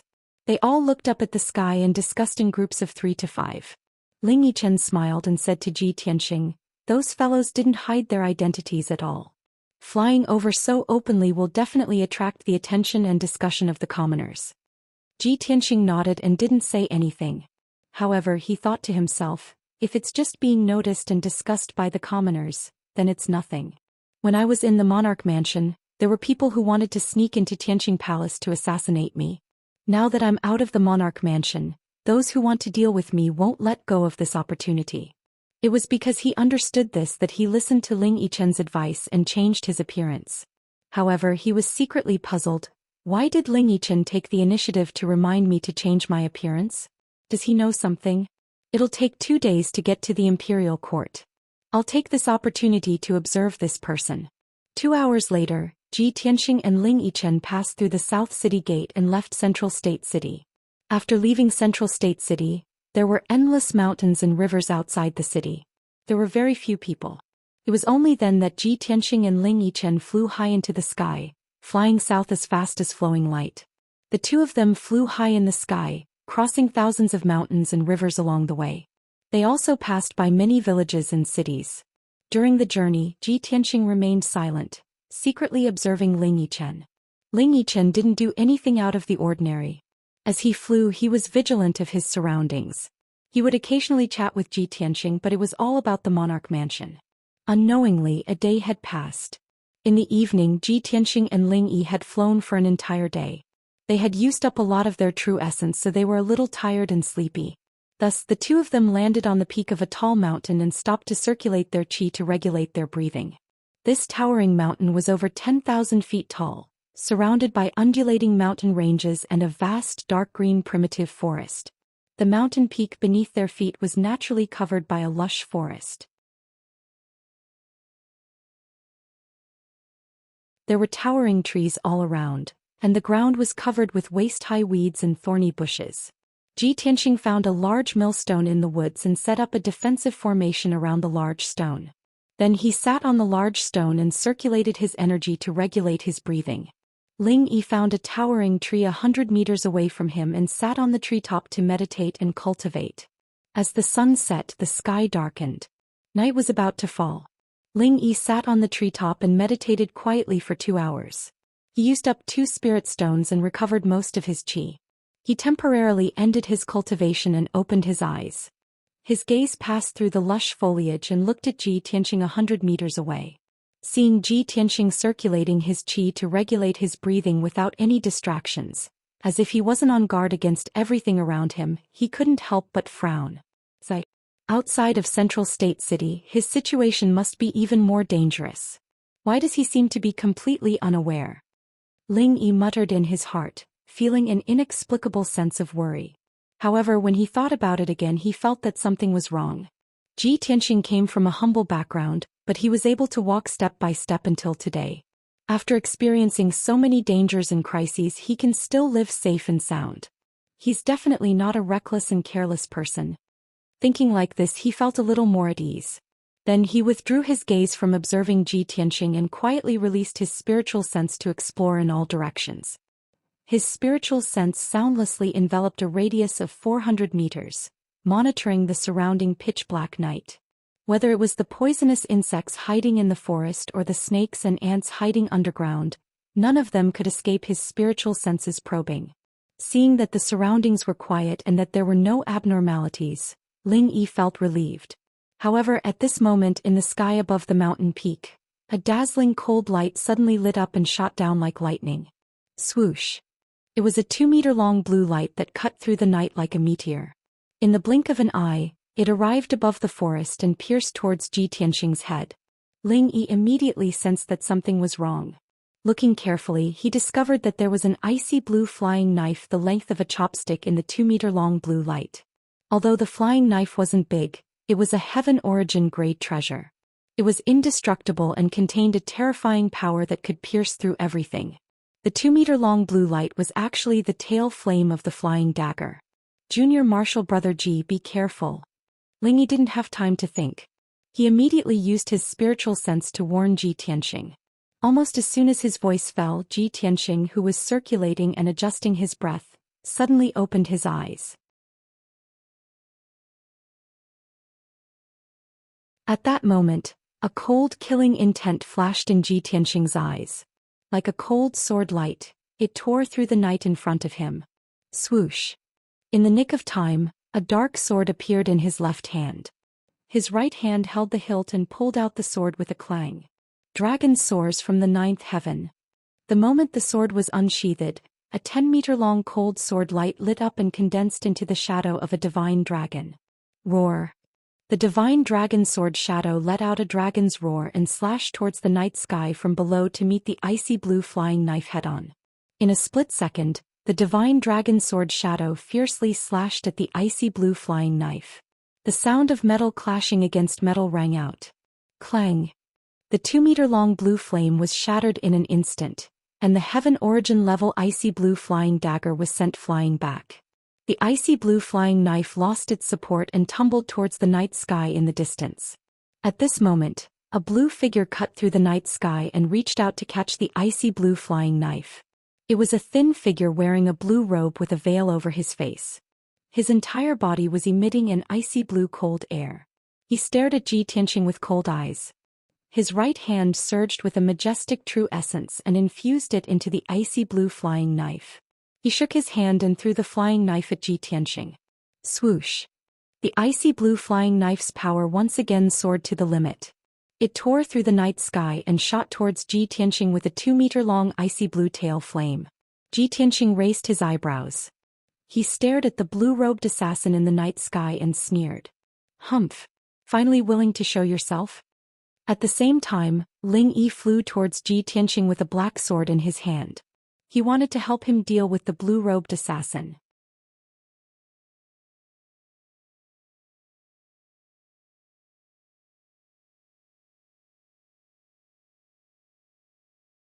Chapter 544. That powerful and violent flaming sword beam instantly tore through the dark night and went straight for Ling Yicheng. He turned his head and saw a tall and sturdy black figure appear in the dark forest. It was a tall and sturdy man in black. He held a sword that flashed with cold light in his hand and exuded a frightening murderous aura. Ling Yi could no longer help Ji Tianqing. He could only wave his black sword and slash out 3 sword rays to block the incoming flaming sword ray. Bang bang bang. The 4 sword rays collided with each other fiercely and exploded with a few muffled noises that echoed in the night sky. The flaming sword ray was defeated and turned into flames that covered the sky and earth, pouring down in torrents in the dark forest. The man in black rushed to the front of Ling Yi and swung his sword again, sending out several dazzling cold lights. A murderous intent flashed through Ling Yi's eyes. He hurriedly used his sword arts and fought with his opponent. At the same time, Ji Tianqing, who was 100 meters away, swung his sword again and sent the icy blue flying dagger flying. His figure flashed and flew into the night sky. He turned into a golden flowing light and took the initiative to attack the blue-robed assassin. The blue-robed assassin furrowed his brows. His eyes were filled with anger. He shouted in a low voice, "You dare to take the initiative to counterattack? You're courting death." He shouted in a low voice.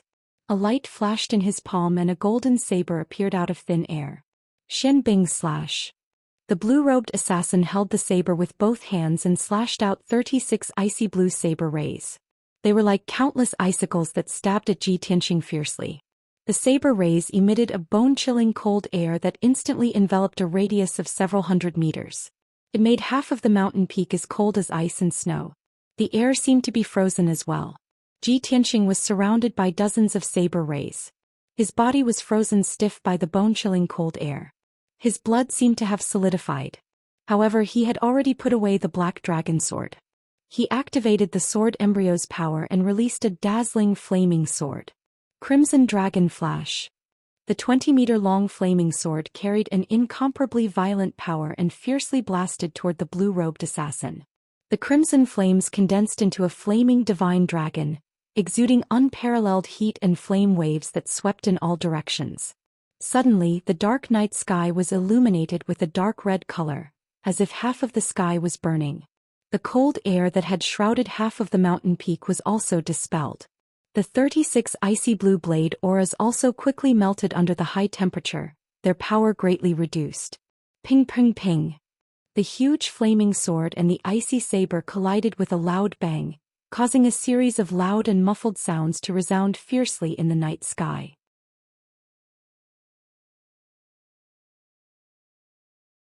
All of the cold blade lights were shattered into pieces of ice crystals that blotted out the sky, and were burned into water vapor by the flame and the high temperature. Instantly, the night sky was filled with water vapor. The blue-robed assassin clearly hadn't expected Ji Tianqing's strength to be so tyrannical, easily dispelling his attack. When the water mist that filled the sky surged, Ji Tianqing had already passed through the water mist as fast as lightning, charging towards him. The blue-robed assassin immediately sensed that something was wrong, and hurriedly retreated into the distance. His left hand emitted a dazzling icy blue brilliance, and 9 icy blue flying daggers immediately appeared in his palm, releasing a bone-chilling blade aura. The 9 flying daggers were all Heaven Origin level treasures, and they were a set of flying daggers in a chain. They could also form a dagger array, containing hundreds of changes and infinite power. 100 Transformation Divine Dagger. The blue-robed assassin growled with a murderous aura. He suddenly waved his hand and sent out 9 flying daggers, which turned into 9 icy blue lights that shot towards Ji Tianqing like meteors. The 9 icy blue lights scattered, covering the sky within a kilometer radius, and immediately formed a dagger array. The area within a kilometer radius was sealed by the invisible power of the array. The fierce and violent blade aura shuttled back and forth within the dagger array, crisscrossing and strangling. Ji Tianqing had just passed through the water mist and was about to rush towards the blue-robed assassin when he was caught in the dagger array. 9 icy blue blade lights whooshed over, piercing through the night sky and attacking his vital parts from all directions. At this critical moment he had no time to dodge or counterattack and could only use his golden wings to block. Golden Rock Wings. The golden wings transformed from Kenshin's battle robe instantly closed, and Ji Tianqing's body was enveloped. The 9 icy blue daggers exploded with the most violent power, and slashed at him fiercely, but they were all blocked by the golden wings. Bang bang bang. In a series of muffled sounds, the icy blue daggers were all shattered, revealing the 9 flying daggers which were all knocked back. However, the 9 flying daggers drew a few arcs in the night sky, and immediately lit up with icy blue lights, recovering their strength. The flying daggers flew in circles in the night sky, waiting for an opportunity to strike and could launch another attack at any time. Ji Tianqing was knocked back 100 steps before he could stop. He spread his golden wings and stared at the 9 icy blue daggers with a cold smile. Dagger array? Interesting. The blue-robed assassin looked at Ji Tianqing coldly. Seeing that there was not a single wound on his body, he frowned. This hateful brat can actually block my 100 transformation dagger. The information is wrong. This brat's combat ability is comparable to the 3rd level of Sky Origin stage. He definitely has not just reached Sky Origin stage. The blue-robed assassin thought that tonight was the best opportunity for assassination. With his strength he could easily kill Ji Tianqing, who had just reached Sky Origin stage. However, after he showed up he had exchanged a few blows with Ji Tianqing, but he could not gain the slightest advantage. While he was furious, he had no choice but to take Ji Tianqing's strength seriously and treat him seriously. He was no longer in a hurry to attack, but secretly performed a secret technique to increase the power of the dagger array, and suppressed Ji Tianqing fiercely. I'll trap this brat with the dagger array first, then find a chance to kill him together. The blue-robed assassin thought and subconsciously turned his head to look at the eastern night sky. In the night sky thousands of meters away from him, the black-robed man was fighting fiercely with Ling Yichuan. Both of them unleashed their strongest strength, swinging their swords and slashing out enormous sword auras that covered the sky, and collided fiercely with each other. Bang bang bang. The muffled sounds kept exploding and spread far in the night sky. One after another, the sword auras shattered with a bang, creating a violent and devastating shockwave that spread in all directions like a hurricane. The mountain peaks around the two and the primitive forest under their feet were all devastated by the violent shockwave. Many enormous ravines and pits appeared. Obviously, the black-robed man and Ling Yichuan were evenly matched in strength. It would be difficult to determine the winner in a short time. The blue-robed assassin was still hoping that the black-robed man would finish off Ling Yichuan as soon as possible, and join forces with him to kill Ji Tianqing. Now it seemed that the black-robed man could not be counted on. If he wanted to kill Ji Tianqing, he could only rely on himself. The blue-robed assassin turned back to look at Ji Tianqing. He waved his hand and shot out streaks of icy blue light into the dagger array. The power of the dagger array suddenly increased, releasing thousands of icy blue dagger lights that shot toward Ji Tianqing like a rain of arrows. Ji Tianxing dodged and blocked the attacks, but his eyes were shining with wisdom and calmness. He was observing the dagger array and quickly looking for a flaw in the dagger array. After a short 10 breaths, a bright light suddenly flashed through his eyes, and a cold smile appeared on the corner of his mouth.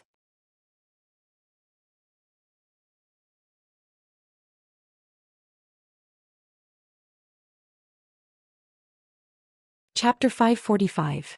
Without a doubt, the blue-robed assassin's sword array was not even worth mentioning in front of Ji Tianxing. Ji Tianxing only used 10 breaths of time to see the flaws and weaknesses of the sword array. As soon as he finished speaking, he activated all of his power, and his whole body ignited with a monstrous golden flame. White Tiger Sacred Sword. Following Ji Tianxing's shout, his body merged with the monstrous golden flame and turned into a 20-meter-long golden sword. Kill. The golden flame around the golden sword condensed into a sacred white tiger, baring its fangs and brandishing its claws. It was incomparably ferocious. The white tiger sacred sword emitted a terrifying killing intent that could destroy heaven and earth. With an unstoppable momentum, it fiercely charged towards the night sky on the left. Although this sword was not aimed at the blue-robed assassin, but at the empty night sky, it seemed a little baffling. However, when the blue-robed assassin saw this unparalleled killing sword, his expression changed drastically. His eyes revealed a deep shock. How could he see the flaws of the sword array in such a short time? The blue-robed assassin boasted of his great attainments in array Dao. Combining array Dao and sword arts to form a sword array was his most prized skill. However, he did not dare to believe that the 100 transformation sword array, which he relied on to become famous, could be seen through so easily by Ji Tianxing. At the critical moment, he hurriedly controlled the sword array, wanting to operate the array to hide the flaws and weaknesses of the sword array. However, it was all too late. Boom! The white tiger sacred sword was like a meteor streaking across the night sky. It instantly pierced the flaw of the sword array, and an earth-shattering explosion erupted. It lit up with an overwhelming icy blue light. Under the impact of the unparalleled sharpness, a huge hole was instantly blasted open in the 100 transformation sword array. A huge gap was torn open. The 100 transformation sword array was heavily damaged and immediately collapsed. The 9 icy blue flying daggers lost their support and instantly became dim. They fell from the sky powerlessly. However, the blue-robed assassin did not have time to care about the 9 flying daggers. He stared at the white tiger sacred sword in fear and desperately retreated. This was because after the white tiger sacred sword shattered the saber formation, its power was still undiminished as it ruthlessly charged towards him. The white tiger sacred sword had locked onto his aura. No matter where he ran or how he changed directions, he would not be able to escape the white tiger sacred sword's pursuit. Shwa! In the blink of an eye, the white tiger sacred sword streaked across the night sky and struck the blue-robed assassin, submerging his figure. Boom!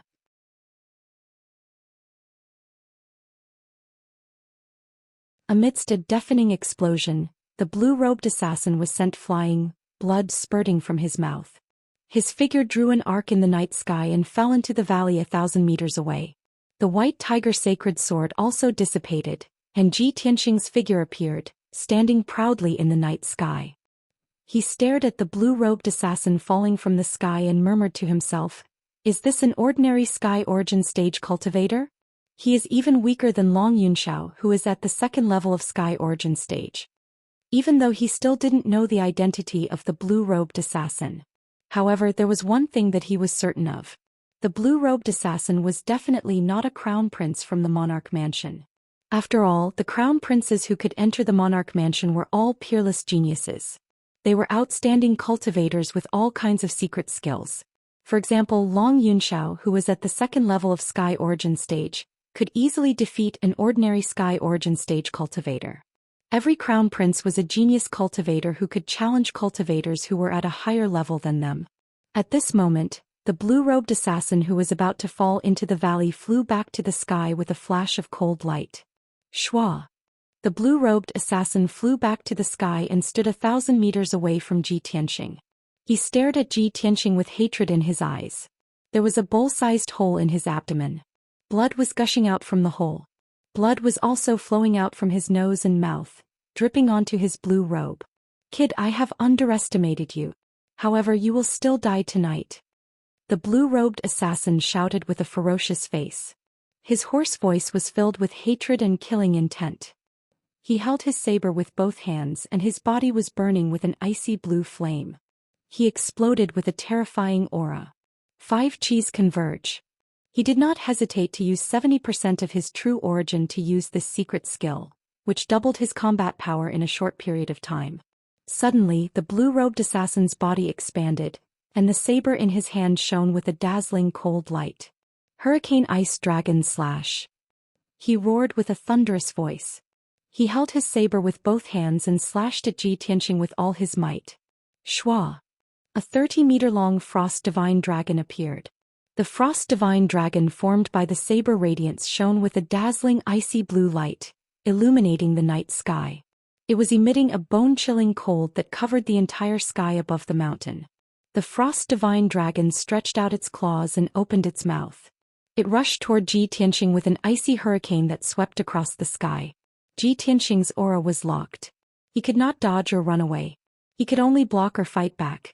At this critical moment, he raised his left arm without hesitation and activated the red flame primordial fire. Burning Sky Palm. His magma-like left arm spewed out endless red flame primordial fire. It condensed into a giant flaming palm that covered the sky and blasted toward the Frost Divine Dragon. At that moment, the night sky within a radius of dozens of miles was illuminated red by the boundless red flame. Half of the sky was burning. Boom! The giant flaming palm collided with the Frost Divine Dragon, and there was a loud explosion that shook the 9 heavens. An invisible sound wave exploded, shaking the mountains and the ground within a radius of 50 miles. The mighty Frost Divine Dragon was smashed into pieces by the giant flaming palm, turning into thousands of ice crystal fragments. Countless ice crystal fragments were engulfed by the monstrous flames and evaporated into nothingness. They dissipated in the blink of an eye. Immediately after, the giant flaming palm blasted the blue-robed assassin, turning him into charred pieces. The giant flaming palm wrapped around his corpse and blasted a 1,000-foot mountain 5 miles away. With a loud boom, the 1,000-foot mountain was shattered on the spot, turning into scorched ruins. Endless dust and gravel mixed with the flames rushed into the sky, covering a radius of dozens of miles. The earth and mountains around the ruins trembled violently, and huge ravines appeared on the ground. The surging red flame exploded, drowning the dozens of nearby mountains and turning them into a boundless sea of fire. Such an earth-shattering commotion lasted for a full quarter of an hour. The monstrous fire burned for a long time before gradually dissipating. After a long time, when the flames that covered the sky dissipated, Ji Tianqing's figure was revealed. He stood in the sky unscathed, gazing at the scorched ruins 5 miles away and muttered regretfully. Unfortunately, that guy has been blasted into pieces. I can't figure out his identity. At this time, Ling Yi flew over like a stream of light and landed beside him. When Ling Yichen saw that the surrounding mountain peaks had shattered and that the area of several dozen miles had turned into scorched earth and ruins, his face was instantly filled with shock.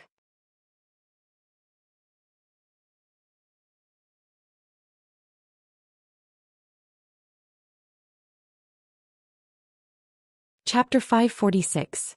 A Sky Origin Stage cultivator indeed had the power to split mountains and rivers. However, Ji Tianqing's giant flame palm was able to turn a radius of several dozen miles into a sea of fire and scorched earth. It was truly terrifying. Even if Ling Yichen's strength was 3 levels higher than his, he still couldn't do it. He witnessed the power of the burning sky palm with his own eyes. How could he not be shocked and horrified? However, Ji Tianqing's expression was indifferent. His eyes were as calm as ever.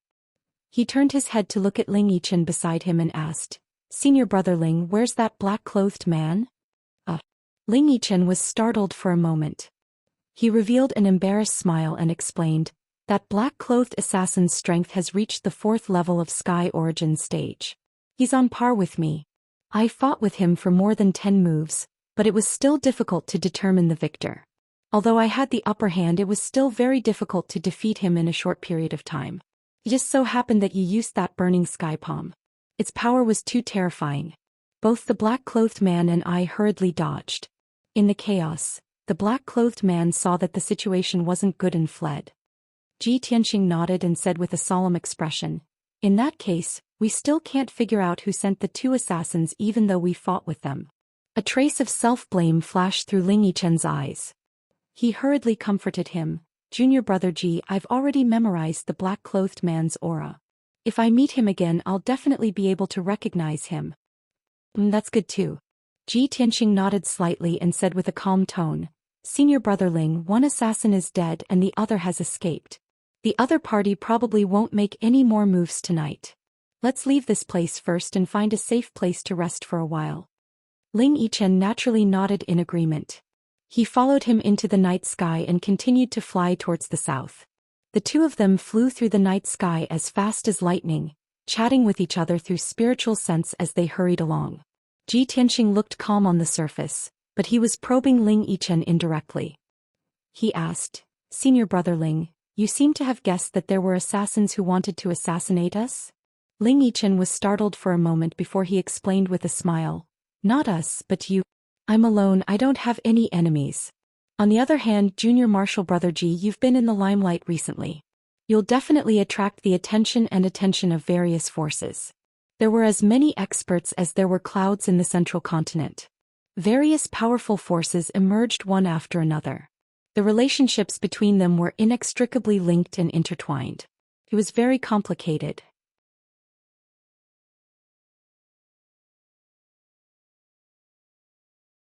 Perhaps you haven't done anything, but you've already offended someone unknowingly, hindering the development and plans of some forces. Therefore, it is inevitable that there will be people who want to kill you in the cradle. Ling Yichen's words seemed to have said a lot, but he did not say anything clearly. It was ambiguous and unclear. However, Ji Tianxing understood that Ling Yichen was reminding him to be careful. After a moment of silence, he asked, "Senior brother Ling, why did you save me in such a dangerous situation? You and I are just acquaintances. You don't have to risk your life for me." Ling Yichen frowned as he looked at him, his tone disappointed as he said, "Junior brother Ji, we're both princes of the Clear Cloud Divine Masters sect, so we're fellow brothers. I really didn't expect that I would treat you as my junior brother, but you would treat me as an outsider. If I knew you were thinking like this, I would have decisively run away just now and left you alone. I would have left you to fend for yourself." As he said this, he even shook his head gloomily, an expression of disappointment on his face. Ji Tianxing looked at him from the side. Unable to see through his true thoughts, he could only temporarily suppress the guesses in his heart. "Senior brother Ling, you've misunderstood. What I mean is that you could have stayed out of this. There was no need for you to risk your life to save me. Since you've acted righteously and saved me, I'm naturally grateful to you and have to say thank you." Ling Yichen glanced at him, looking like he was considering it again. "If you want to thank me, you can't just say it. Let's see how you perform in the future." Ji Tianxing only smiled and did not say anything else. An hour later, the two of them flew 300 kilometers away and entered an ancient city. The two of them stayed in a luxurious inn and rested for a few hours. After daybreak, the two of them recovered their physical strength and true essence. They left the inn and continued to rush south. For the rest of the day, the two of them sped through the sky. They did not encounter any more dangers or ambushes along the way. This evening, Ji Tianxing and Ling Yichen finally entered the sky-connecting mountain range and arrived at the foot of heaven-reaching peak. The sun was setting in the west. The afterglow of the setting sun shone on heaven-reaching peak, causing the entire peak to be covered in a layer of faint golden light. It appeared even more sacred and dignified. Ji Tianxing and Ling Yichen stood at the plaza at the foot of the mountain, sizing up this towering peak. They saw that there were dozens of statues that were 100 meters tall around the plaza that was 1,000 meters in radius. These statues were of the sages and experts of the human race. They were placed on the plaza for the people of the human race to worship.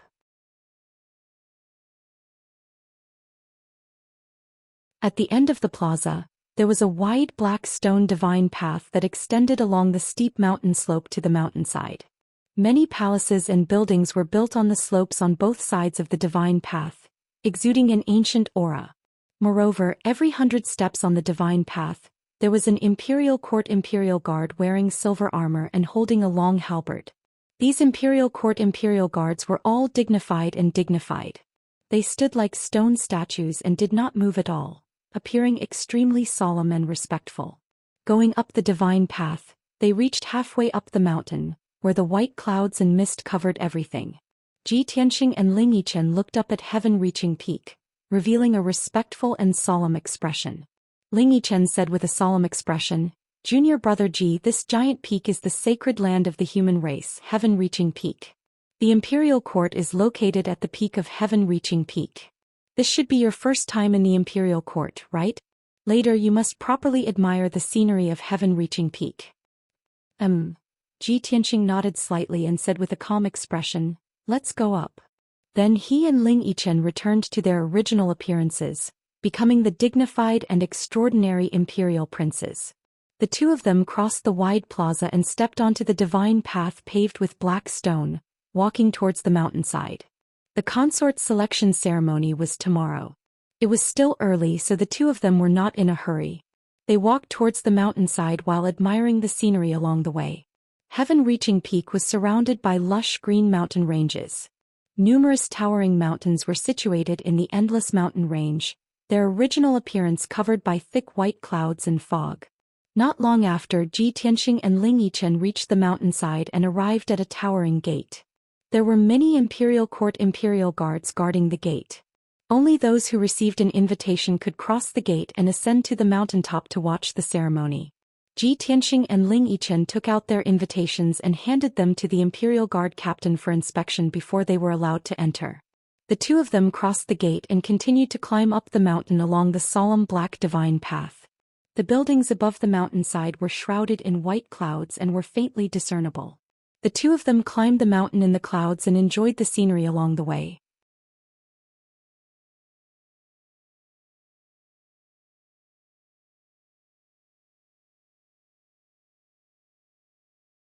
Chapter 547.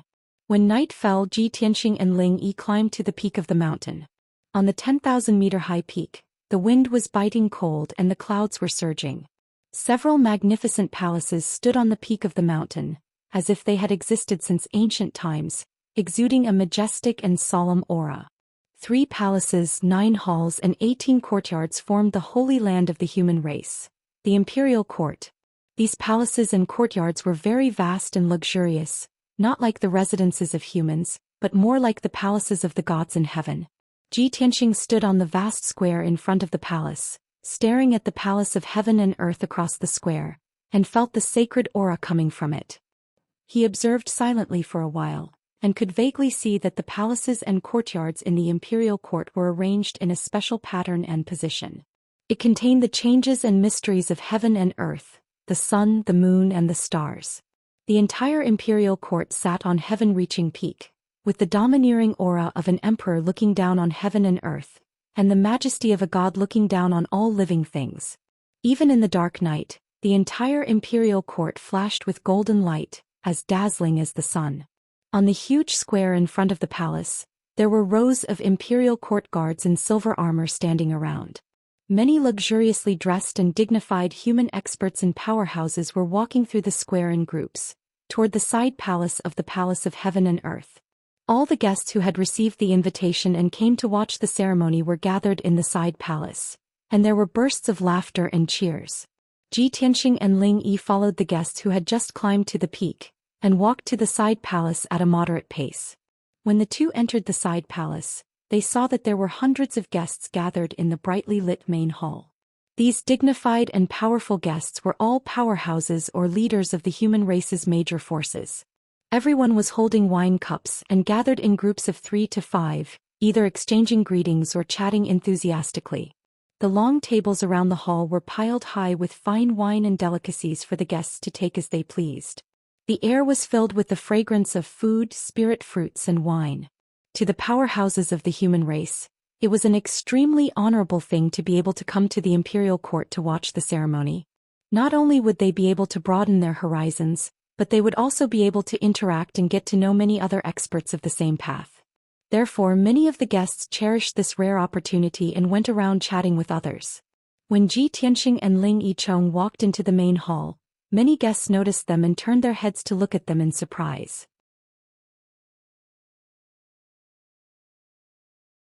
It wasn't strange that a large number of Sky Origin stage cultivators had gathered in the Imperial Court tonight.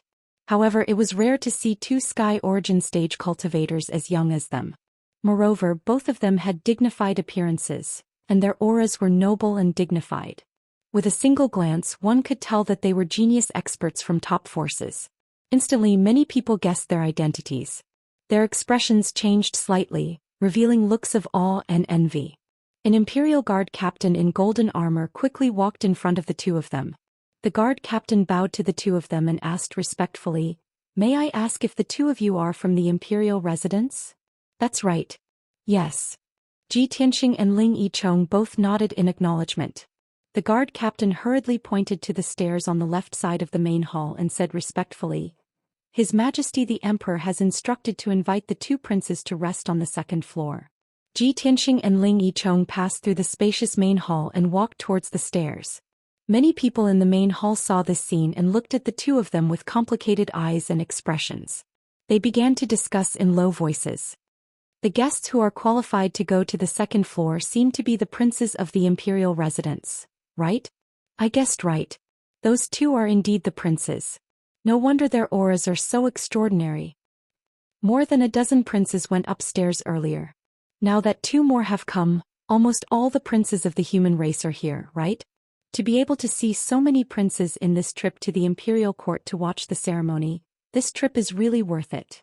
Many human powerhouses looked at Ji Tianxing and Ling Yichong with eyes full of envy and admiration. Their voices were also somewhat excited and emotional. After a while, Ji Tianxing and Ling Yichong went up to the second floor and entered a brightly lit but quiet and elegant living room. This living room was much smaller than the main hall on the first floor, but the decorations were more exquisite and luxurious. Obviously, it was used to entertain truly important guests. In the middle of the main hall, there was a huge table that was 20 meters long and more than 3 meters wide. On top of it were delicacies and fine wine. More than a dozen human princes were gathered in groups of 3 to 5. They held wine glasses in their hands and whispered to each other about something. Unlike the guests in the main hall on the first floor, these princes were arrogant, confident, and reserved. Even if they were gathered together with people who were familiar with each other, they would not talk loudly or laugh. The princes' words and actions were full of noble demeanor. When Ji Tianxing and Ling Yichong entered the living room, more than a dozen princes turned their heads to look at the two of them.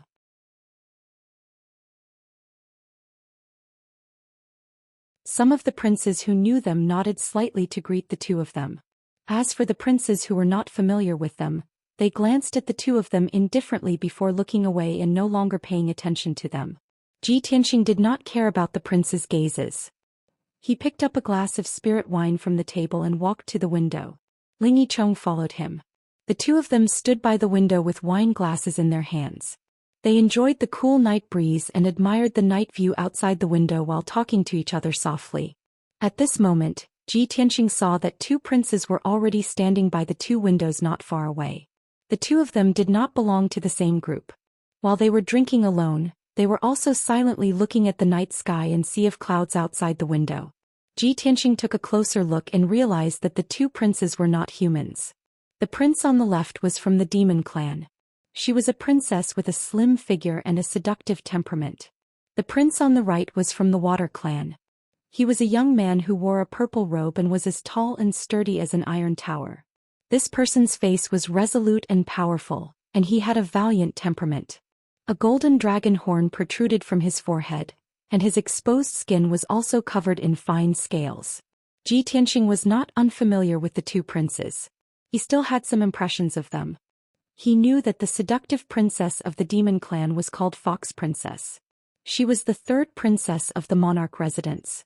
The burly water prince with a horn on his forehead was the first prince of the monarch residence, Tai Yi. When Ji Tianxing took the risk to sneak into the monarch residence, he happened to see Divine Master Blackfeather and many other princes having a meeting. During the meeting, both Fox Princess and Tai Yi spoke up. They had different opinions and argued for a while. At this moment, Ling Yichong saw that he was secretly sizing up Fox Princess and Tai Yi. He used his spiritual sense to explain, "Junior Martial Brother Ji, these two princes are Fox Princess of the Demon Clan and Tai Yi of the Water Clan. The emperor's concubine selection has attracted the attention of all races in the world. Not only have the princes of the human clan been invited, but the demon clan and the water clan will also send a prince as a representative to attend the ceremony.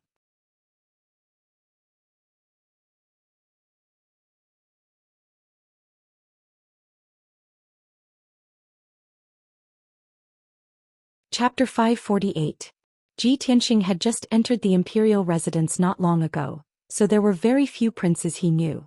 Of course, Ling Yichen knew this, so he took the opportunity to quietly introduce him to the princes in the living room. The two of them did not show it on the surface as they held their wine cups and tasted the fine wine in silence. However, in reality, Ling Yichen was using his spiritual sense to continuously introduce them to Ji Tianxing. The prince in the white robe with the golden jade belt is called Lu Ziyuan. He's ranked 42nd in the residence. Junior apprentice brother Ji, the muscular young man in the black robe with silver stripes, is called Lu Zikong. He's ranked 37th in the imperial residence. And the one in the green robe who's surrounded by the princes is called Duanmu Yulong. He's the legitimate son of the Duanmu family and ranked 9th in the imperial residence. As for the one with the folding fan, Murong Lingfeng, who's so beautiful that he doesn't look like a man, I don't think I need to introduce him, right?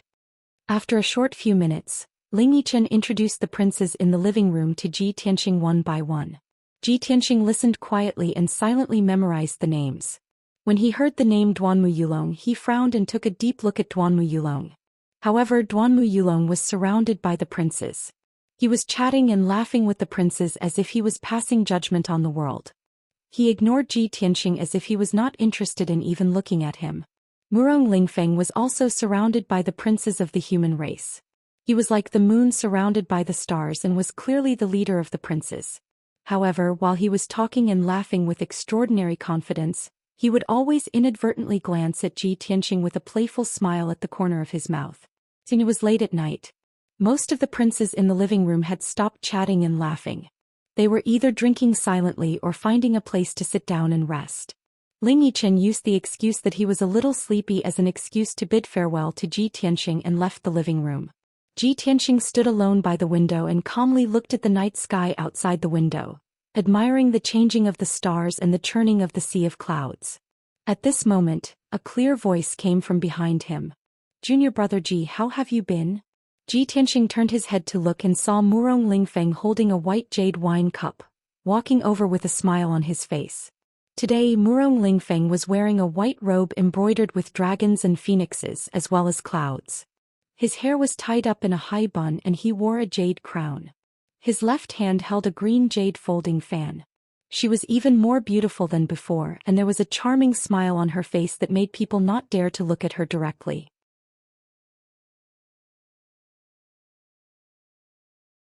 Ji Tianxing calmly nodded and said with an indifferent expression, "Everything is fine, brother Murong need not worry." Although his attitude was cold, Murong Lingfeng didn't mind at all. He smiled and walked to his side, chatting with him in a concerned tone. Ji Tianxing smiled coldly in his heart. He knew that this Murong Lingfeng had not given up and still wanted to strike up a conversation. However, he remained calm and collected on the surface as he tasted the spirit wine with an indifferent attitude, occasionally replying with a few words. In the corner of the living room not far away, the three princes clustered around Duanmu Yulong and were discussing something in low voices. Duanmu Yulong had a thoughtful expression, shaking his head or nodding from time to time, as if he was thinking about something. However, in reality he was secretly paying attention to Ji Tianxing and Murong Lingfeng who were by the window. Seeing Murong Lingfeng take the initiative to express goodwill to Ji Tianxing, looking like they were chatting happily, Duanmu Yulong's eyes flashed with a mocking sneer as he thought to himself.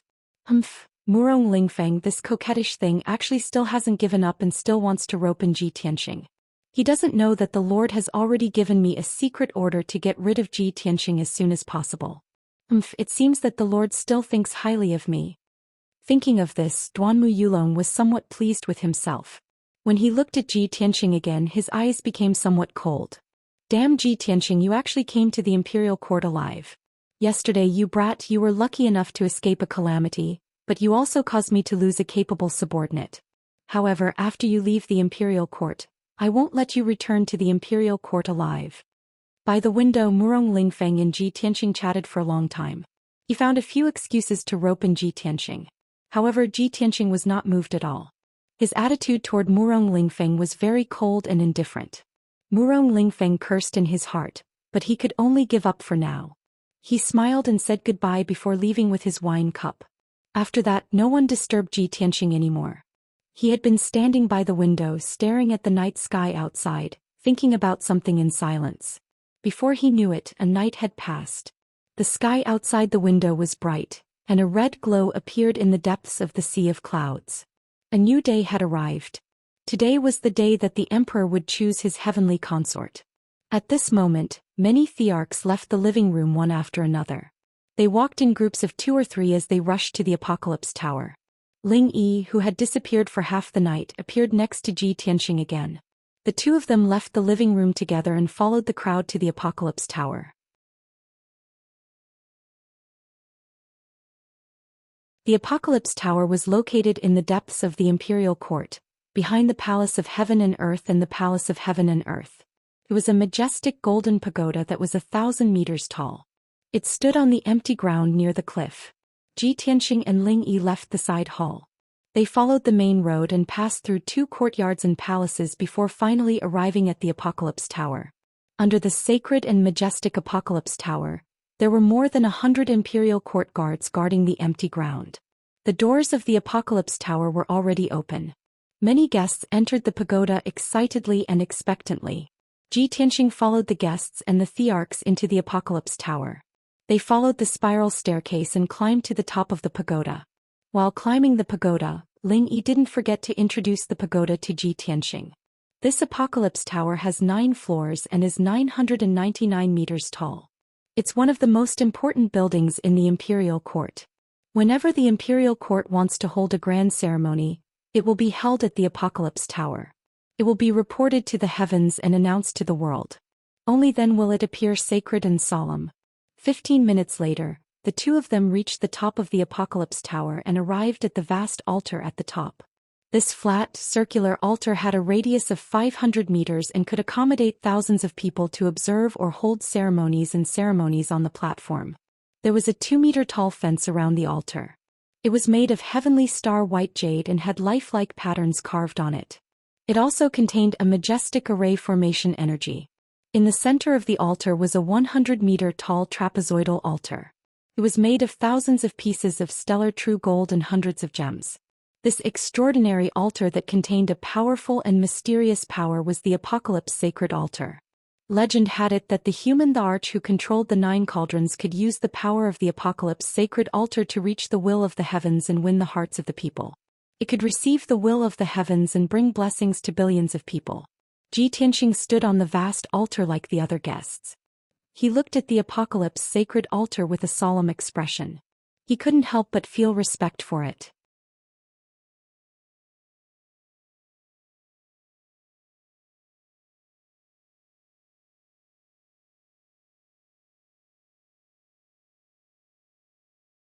Chapter 549. Not long after, the sun rose. Below the Apocalypse Tower was a sea of white clouds. Half of the bright red sun was peeking out. The morning sun shone a red light that spread for billions of miles, spreading across the boundless sea of clouds. The boundless sea of clouds was suddenly filled with multicolored light. It was as mesmerizing as a fairyland. Many of the guests exclaimed in admiration at this beautiful scenery, revealing excited expressions. Ji Tianxing, on the other hand, was touched. He felt that the world was vast and boundless, but humans were tiny and weak. There are billions of mountains and rivers in the world. There are countless beautiful sights, but humans are limited. It is lucky to be able to appreciate them. I wonder when I can reach the legendary realm where I can see the rising sun of the East Sea in the morning and the setting sun of the West Wilderness in the evening. I can travel between the north and south in the morning and travel between the heavens and the earth. Very quickly 2 hours passed. The beautiful scenery of the rising sun was over. Many guests finally regained their senses. At this moment, a few Imperial Court officials led groups of Imperial Court guards and maidservants up the Apocalypse Tower. Hundreds of guards and maidservants stood around the Apocalypse altar. They looked sincere and solemn. Everyone knew that the auspicious time was approaching. The emperor's concubine selection ceremony was about to begin. At this moment, a white-haired elder in a white robe and holding a golden horsetail whisk flew over from the sea of clouds. The elder's robe fluttered in the wind. He stepped on the clouds as if he was walking on flat ground. Everyone on the altar looked at him one after another. When they saw his sage-like and otherworldly appearance and temperament, they were all stunned. Many people looked at him with respect. They only thought that he was an old immortal who had descended from the heavens. Zhou. The white-robed elder held the horsetail whisk and landed on the apocalypse altar. He was spotlessly clean and his aura was deep and vast. It was as if he was connected to the heavens and the earth. No one could see through him. Everyone's eyes were focused on him. The ceremonial officials, guards, and maids around the altar all bowed and paid their respects. They shouted, "Greetings, Your Majesty Imperial Preceptor." More than 100 guests and thearchs finally realized that the white-robed elder was the imperial tutor of the human imperial court. Immediately the guests and the emperor's sons bowed respectfully. The imperial tutor looked at the crowd indifferently and gestured for them to rise. Then he waved the golden horsetail whisk in his hand and used a secret technique to shoot out rays of 5-colored spiritual light into the open heaven sacred altar.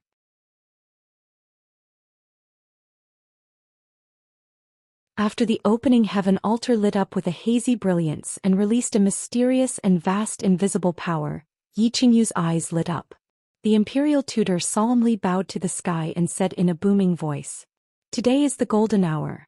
In accordance with the will of the heavens, the Son of Heaven is choosing his heavenly concubine. This is a blessing for the imperial court, a grand ceremony for our race and a sacred ceremony for billions of human beings. Therefore I opened the holy altar and reported it to the heavens to the people." The imperial tutor gave a solemn speech, reporting to the heavens the significance of today's grand ceremony, praying for the heavens to bear witness and bless. The ceremonial officials below the altar as well as the hundreds of guards and maids, all knelt down on one knee and bowed to the heavens in a pious posture. The guests and the princes all felt a formless energy and connection descending from the sky onto the opening heaven sacred altar. This caused Ji Tianxing to be secretly shocked and somewhat puzzled. He had always thought that the heavens were just a title that didn't exist and could only be used to entrust the people's beautiful wishes. However, at this moment he could deeply feel that the legendary heavens really did exist.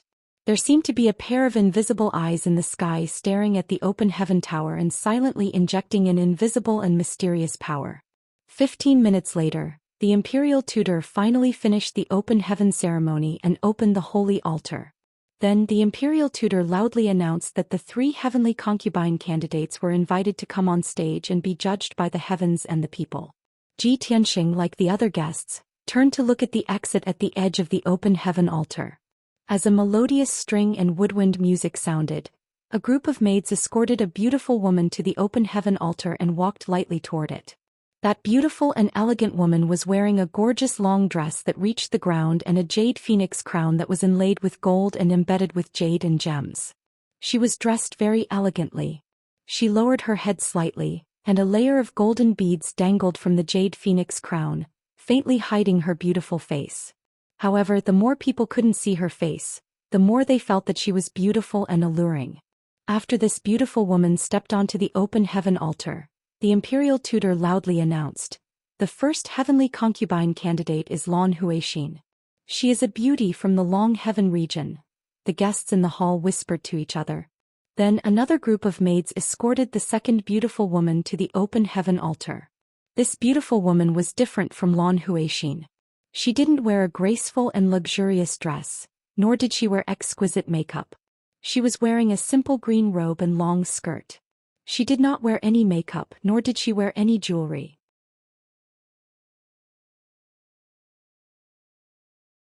However, she had an innate demure temperament, like an orchid in an empty valley, noble and elegant.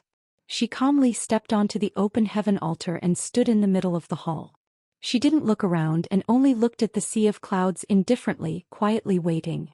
The imperial tutor loudly announced, "The second heavenly concubine candidate is Insuan. She is a beauty from the Yong'an region." The guests in the surroundings once again burst into discussion. Some curiously looked at Insuan while others were amazed and praised. Murong Lingfeng, who was surrounded by several princes, stared at Suwen's beautiful figure the moment she appeared. He couldn't move his eyes away. His eyes were filled with tenderness as he gazed at Suwen. His eyes were filled with longing and yearning. He silently called out in his heart, hoping that Suwen would turn her head and look at him. Even if it was just a look, it would make him feel at ease. However, Suwen stood quietly and stared at the sea of clouds. She didn't look at anyone at all. Then the third beautiful woman appeared on the open heaven altar. This beautiful woman wore a white long dress. Her figure was tall and perfect, and her face was beautiful. She was like the most perfect masterpiece of the Creator. However, her eyes were as indifferent as autumn water, and her temperament was as cold as frost. She was like a fairy from the 9 heavens, otherworldly. She just stood on the open heaven altar and didn't do anything. She didn't even need to show any expression, but her invisible aura suppressed Suwen and Lan Huixin beside her. Without a doubt, this person was Yunyao. Many of the guests present had heard of Yunyao's name. They knew that she was the first daughter of the Cloud Spirit Palace, and now the princess of the imperial residence. After the imperial tutor introduced her, many of the guests and princes on the open heaven altar revealed looks of amazement and admiration. They all began to discuss. The 3 heavenly consort candidates were all present.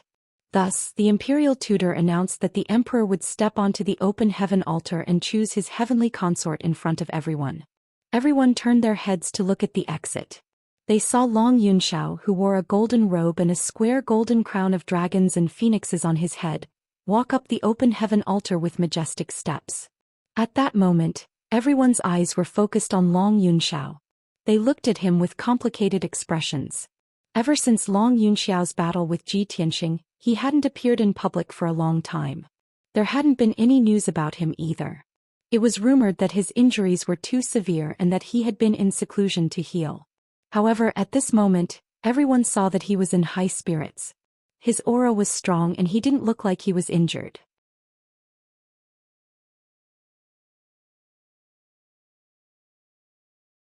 Of course, the guests and princes were more concerned about who Long Yunxiao would choose as his heavenly consort. You're tuning in to the Zhou Xian's Legacy YouTube channel. Don't forget to subscribe and join us on this journey to catch the most captivating stories.